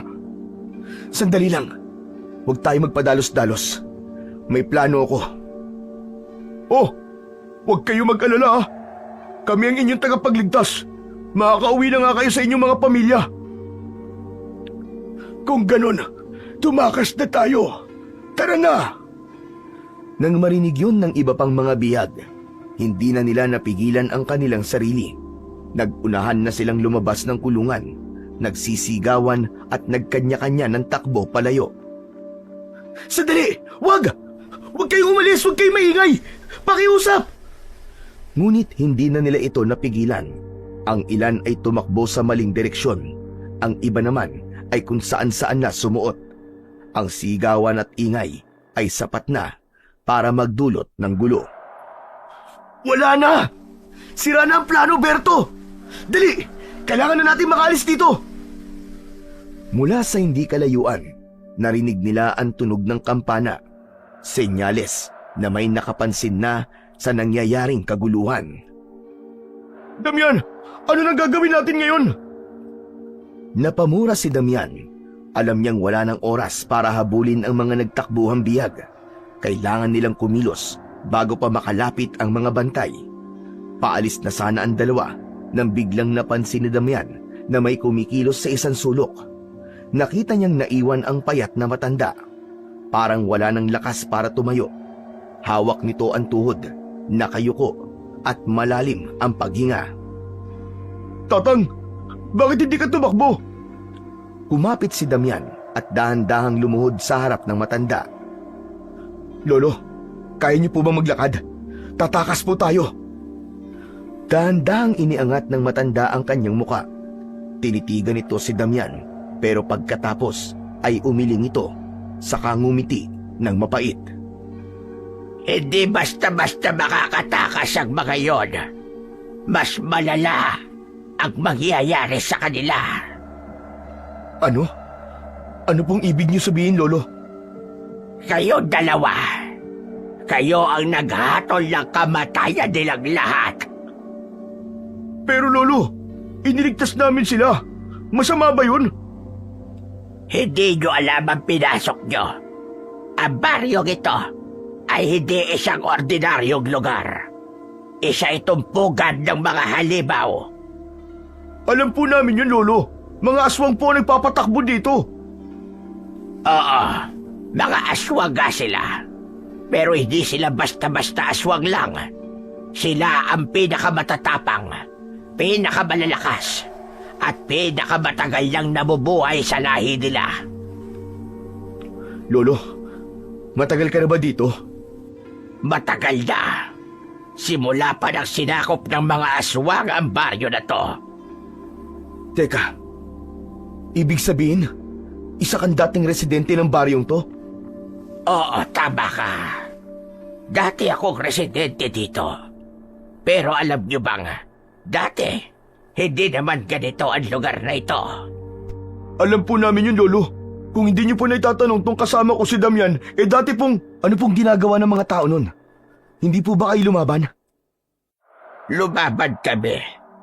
Nagtipon ng mga matatapang naming kalalakihan. May mga dala kaming itak, sibat, kahit na anong sandata. Pero hindi namin alam kung anong kinakalaban namin. Tapos, bigla na lang natagpuan namin ang maraming bangkay. At yung mga bangkay na yon ay ang aming mga kasamahan. Ano pong nangyari, Lolo? Ano pa nga ba? Di heto, nasakop ng mga aswang ang baryo.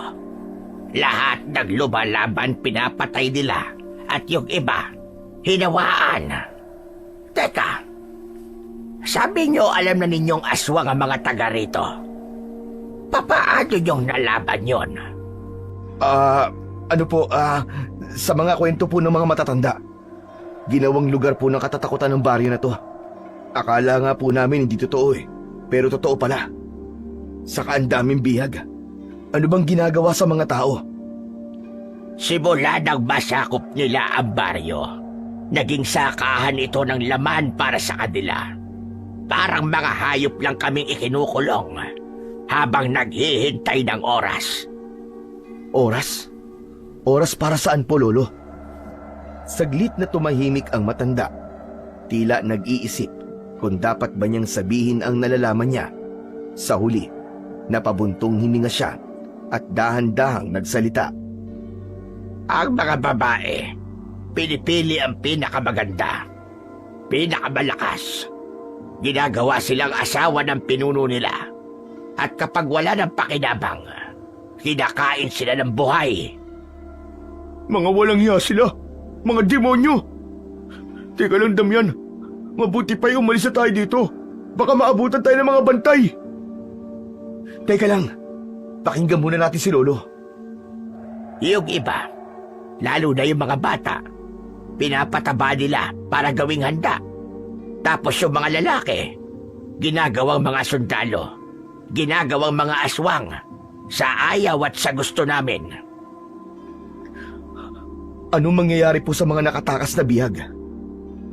Hindi sila makakatakas. Walang ganon. Wala ni isang nakaligtas sa baryo na to. Mula noon hanggang ngayon. Mamamatay silang lahat. Hayop sila. Wala silang awa. Sa isang mabilis na galaw, walang sabi-sabing pinugutan ni Damian ng ulo ang matanda. Tumilapon ang ulo nito sa gilid ng kulungan. Bumagsak sa putikan habang ang katawan nito ay bumagsak sa lupa. Sira ulo ka, Damian! Anong ginawa mo? Napaatras si Berto, hindi makapaniwala sa ginawa ng kasama. Nanginginig sa galit, agad niyang sinunggaban si Damian at hinawakan sa magkabilaan nitong balikat. Hayop ka! Matanda na nga yung tao, pinatay mo pa! Hindi ka na naawa! Ano bang problema mo?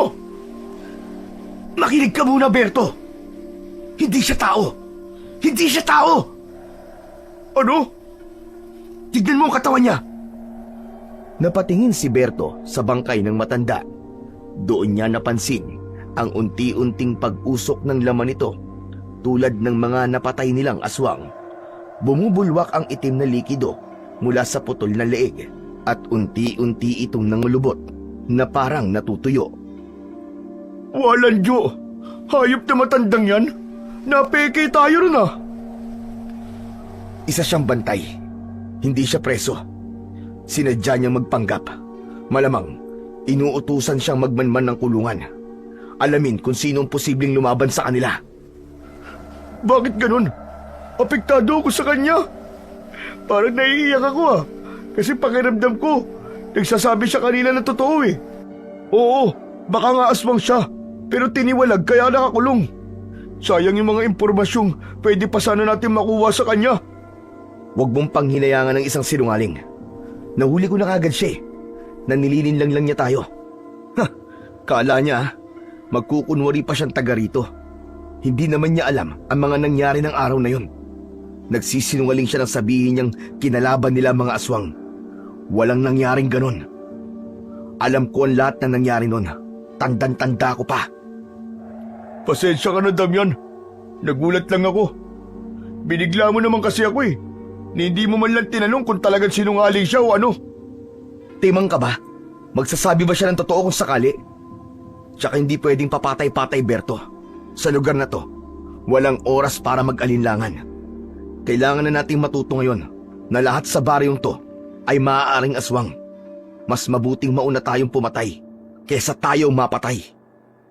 Pero yung mga bihag, anong mangyayari sa kanila? Wala na tayong magagawa sa kanila. Kailangan natin ng bagong plano. Si Elisa, kailangan nating mailigtas ang kapatid ko. Lumuhod si Damian at mabilis na naglagay ng putik sa kanyang katawan. Alam niyang wala ng oras. Kailangan nilang makaalis bago pa dumami ang mga aswang sa paligid. Si Berto naman ay nanatiling nakabantay. Hawak-hawak ang kanyang maliit na patalim. Habang palinga-linga sa paligid, narinig nila ang mabibilis na yabag at ang tunog ng malalakas na pagaspas ng mga pakpak sa itaas. Damian, kaya na sila! At mga madami! Paano tayo makakatakas dito? Kabado na si Berto, pero nananatiling kalmado lang si Damian. Inilabas niya ang isa pa niyang itak. Dahan-dahan lang muna tayo. Huwag kang gagawa ng ingay habang hindi pa nila tayo nakikita. Nagtago sila sa isang sirang pader.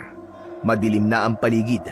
Sa malayo, rinig nila ang nakakatakot na alulong ng mga aswang.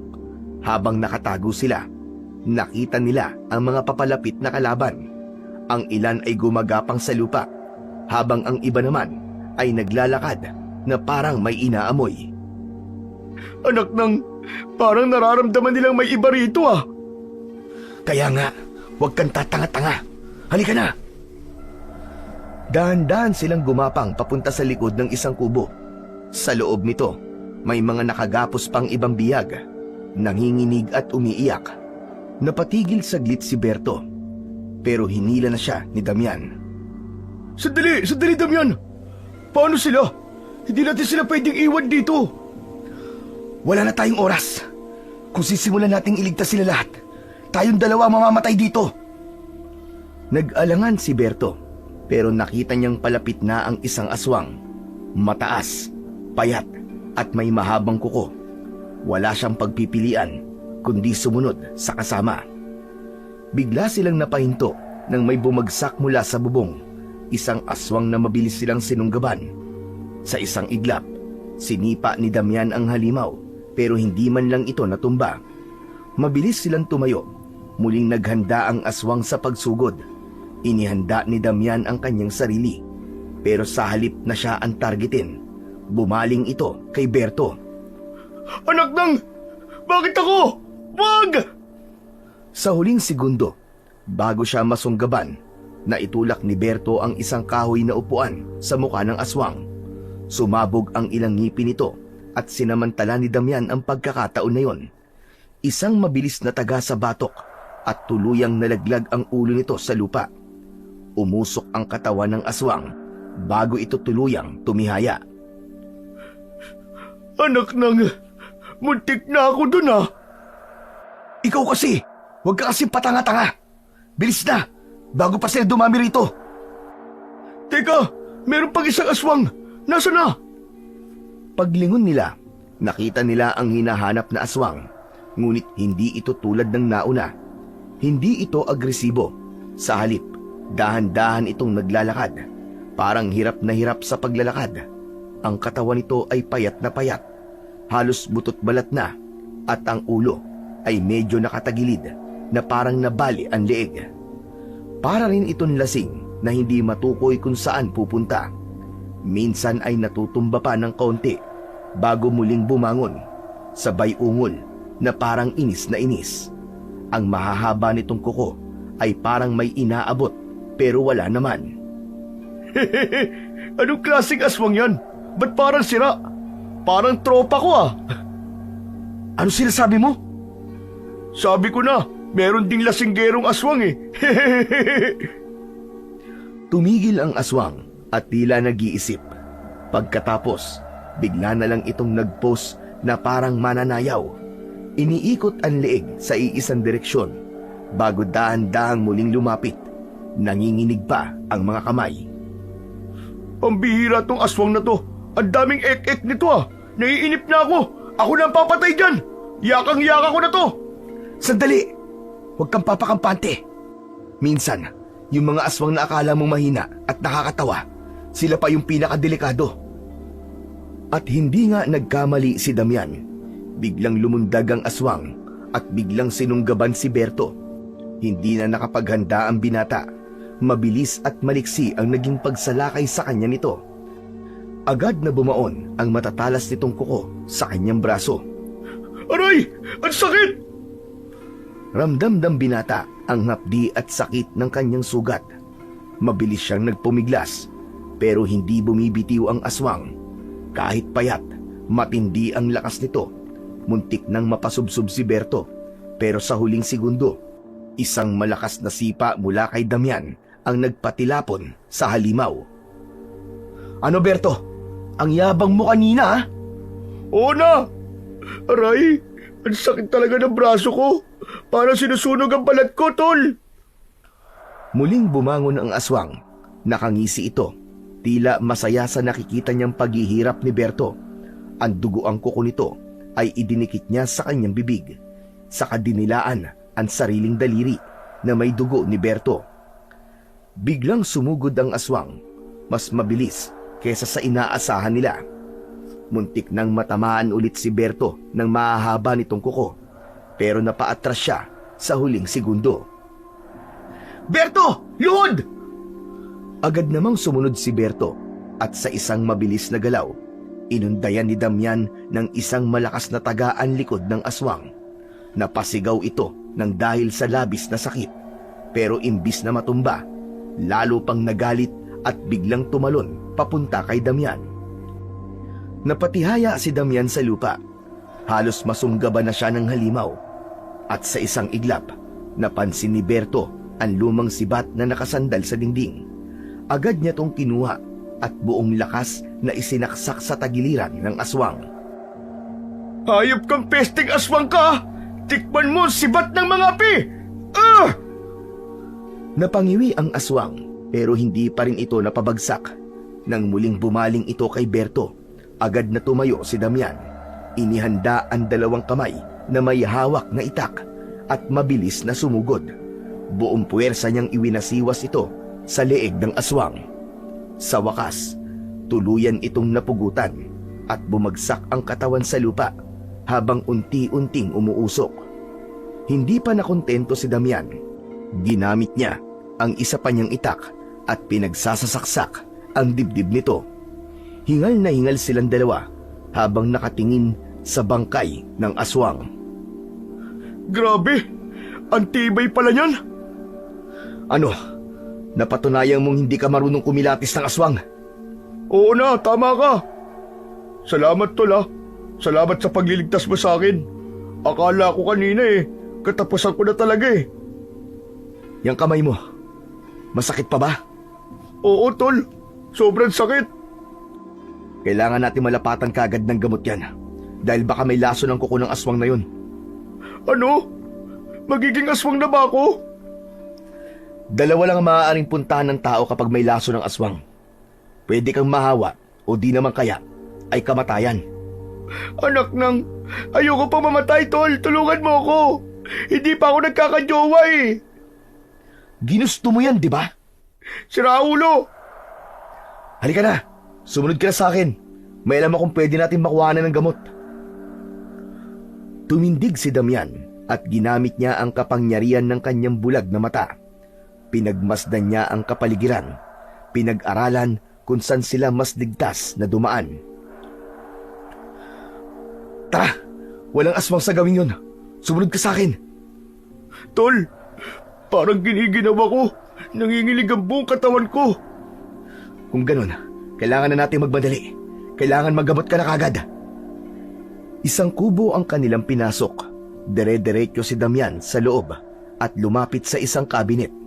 Kinuha niya doon ang isang botelya na may lumang kulay itim na likido. Tol, ano yan? Ito na ang gamot. Inumin mo. Binuksan ni Damian ang botelya at iniabot.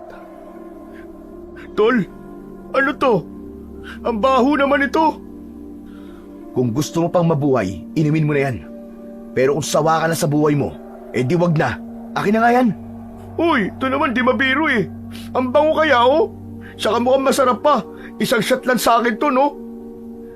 Tinunggana ng binata ang laman ng botelya.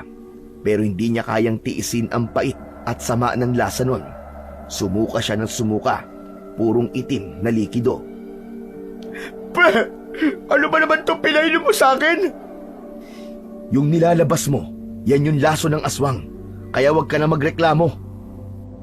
Ilang sandali pa, huminto na ang pagsusuka ni Berto. Nakahinga na to ng maluwag. Nawala na rin ang pakiramdam na parang nasusunog ang kanyang sugat at panginginig ng kanyang katawan.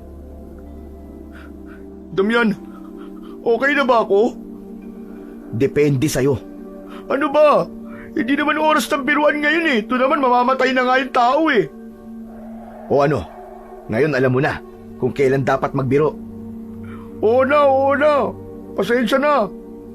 Teka, paano mo pala nalaman ang tungkol sa gamot na to? Bahay ito ng dating pinakamagaling na albularyo dito. Teka, edi ibig sabihin, bahay niyo to. Nakuha mo. Napansin ni Damian na di man lang nagalaw ang mga gamit nila doon. Luma na, pero kumpleto pa rin ang mga gamit. Parang hindi naging interesado ang mga aswang sa lugar na yon. Dumiretso siya sa gilid sa dating kwarto ng kanyang mga magulang. May kinuha siyang kahon sa ilalim. Damian, ano naman yan? Natandaan ko, ang sabi ni tatay nun, ang laman ng kahon na to ay magbibigay ng proteksyon. Dahan-dahan niya tong binuksan. Sa loob ay may isang maliit din na bote na kakaibang langis.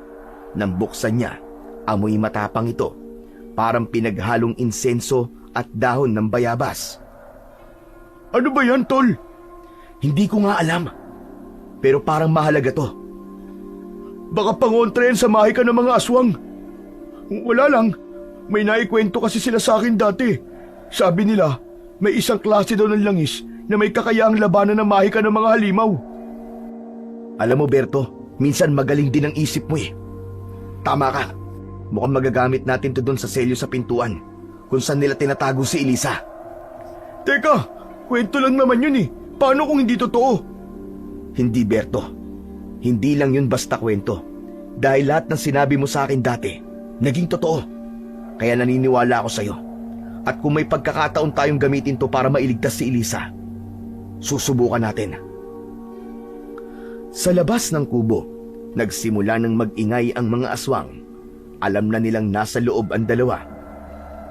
Subukan mo kayang lagyan, maski konti ang mga sandata natin. Tama ka. Agad siyang kumuha ng ilang patak at ipinahid yon sa dalawa niyang itak at sa patalim ni Berto. Nang matapos yon, biglang nagliwanag ang mga sandata. Isang gintong liwanag. Ayos, wala na tayong oras. Lalabas tayo at tatapusin natin ang mga aswang na yon. Sabay silang lumabas sa kubo at doon ay sinalubong sila ng dose-dose ng gutom na aswang. Wala na tong atrasan, Berto! Bakbaka na! Sa isang iglap, umatake ang mga aswang.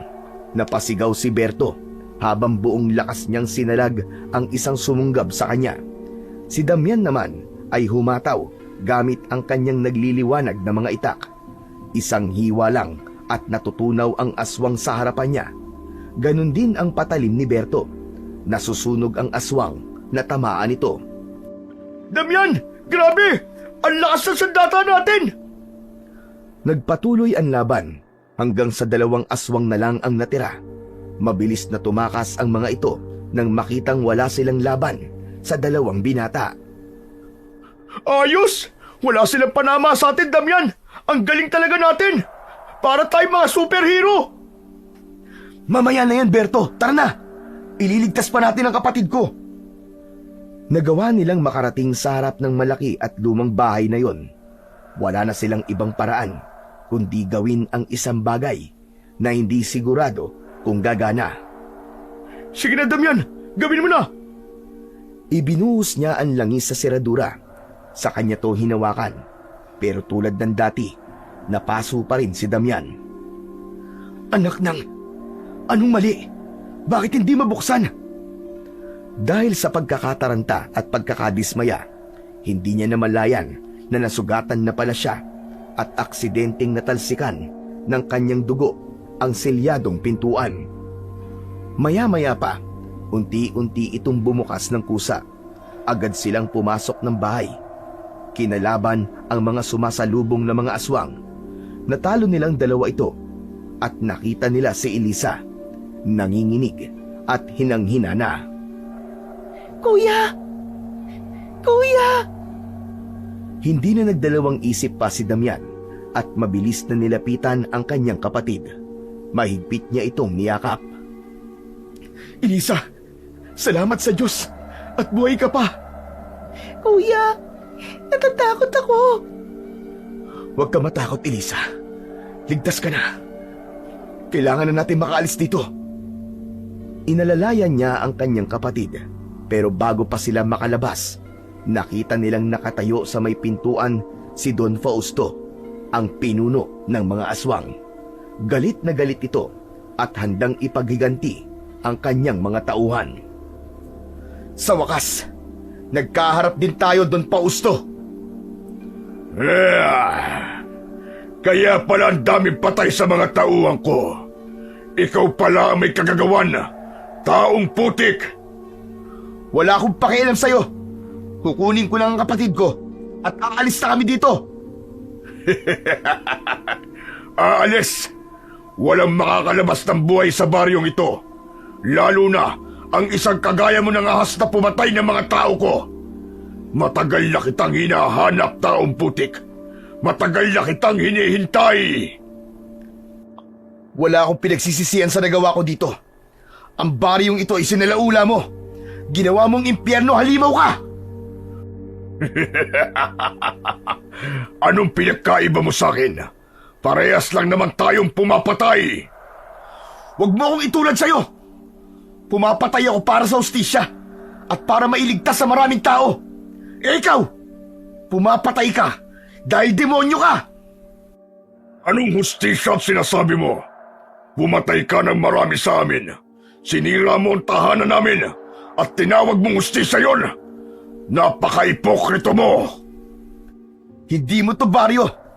Amin ang San Roque!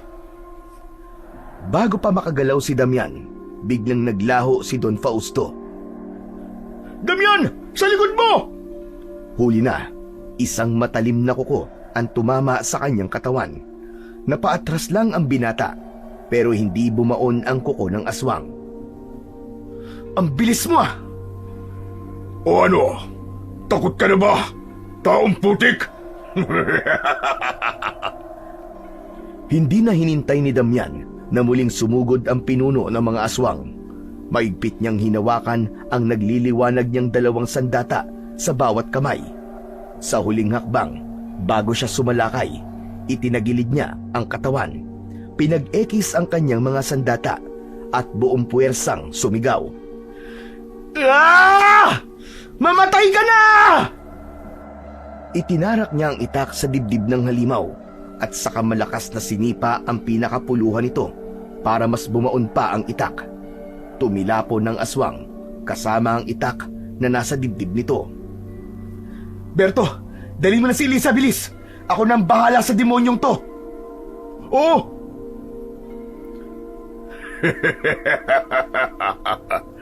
Yan lang ba ang kaya mo? Parang hindi ininda ni Don Fausto. Bagkus ay siya mismo ang humugot ng itak at binitiwan ito sa sahig. Bigla itong sumugod at bago pa makailag ang binata, isang malakas na suntok ang tumama sa kanyang sikmura. Halos lumipad siya at tumama sa isang lumang aparador. Nagbagsakan ang mga kahoy at alikabok. Hindi pa siya nakakabangon ay nasa harapan na niya ang mabagsik na aswang. Itinutok nito sa kanyang leeg ang matatalim nitong mga kuko. Akala mo ba natatakot ako sa mga kuko mo? Hindi ako tatablan yan kahit na anong gawin mo. Ganun ba? Kung hindi man kita masaktan, walang problema yun. Hahawaan na lang kita. Hinawakan ni Don Fausto ang mukha ng binata at pilit na pinanganga. Lumaban si Damian. Pilit na isinara ang kanyang bibig habang nakikita niya ang malapot na laway na tumutulo mula sa bibig ng matandang aswang. Isang lumang kahoy ang bumagsak sa likod ng ulo ng aswang. Napalingon nito. Si Berto ang nasa likod ng aswang. May hawak na kahoy. Tumayo ka na dyan, Damian! Tapusin na natin ang laban na to! Habang inaalog ng aswang ang kanyang ulo, mabilis naman na tumayo si Damian. Diablong buwang ka! Dito na magtatapos ang kwento mo, Fausto! Ang natitirang itak na nasa kamay ni Damian, ang huli niyang sandata. Muli niyang itinarak ito sa dibdib ng aswang. Si Berto naman ay mabilis kumilos at ginilitan ang leeg ng aswang. Hindi! Hindi maaari ito! Sa huling pagkakataon, sumigaw ng ubod lakas ang aswang. Isang sigaw ng pagkatalo. Sa loob ng ilang segundo, natunaw ang kanyang katawan hanggang sa naging abo. Tapos na ang bangungot sa baryo ng San Roque. Samantala, habang naghihintay ng pagliwanag ng paligid, hinawakan ni Damian ang kamay ng kanyang kapatid. Tapos na ba, kuya? Oo, Elisa. Ligtas ka na. Ligtas na tayong lahat. Malaya na ang baryo natin. Malaya na ang San Roque. Damian, ang galing natin! Nagtagumpay tayo! Napangiti si Damian at napatingin sa kanyang kaibigan. Salamat, Tol. Maraming salamat. Pagbalik nila sa baryo, sinalubong sila ng mga tao. Ang ilan ay hindi makapaniwala sa mga kwento ni Berto, pero may iilang matanda ang nilapitan si Damian at pinuri ang ginawa nitong kabayanihan. Isang matandang albularyo ang lumapit sa kanya at tinapik ang kanyang likod. Nagpasalamat ito dahil sa wakas, nagtapos na rin ang lagim ng mga aswang sa baryo ng San Roque. Dahan-dahang tumingin si Damian sa paligid. Nakita niyang malawak ang pagkakangiti ni Berto sa kanya. O tol, wala nang aswang.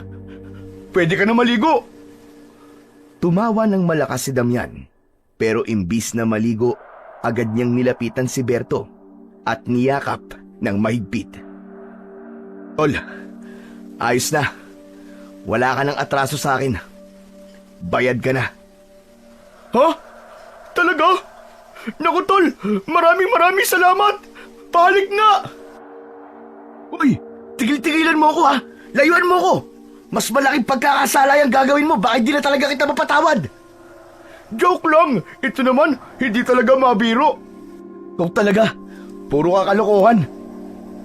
Huminga ng malalim si Damian. Tapos na ang kanilang misyon. Malaya na ang San Roque. Wala na ang mga aswang. Nakamit na nila ang hustisya. At sa unang pagkakataon, naramdaman na niya ang tunay na kapayapaan. Dumilim ang kalangitan. Nagbabadyang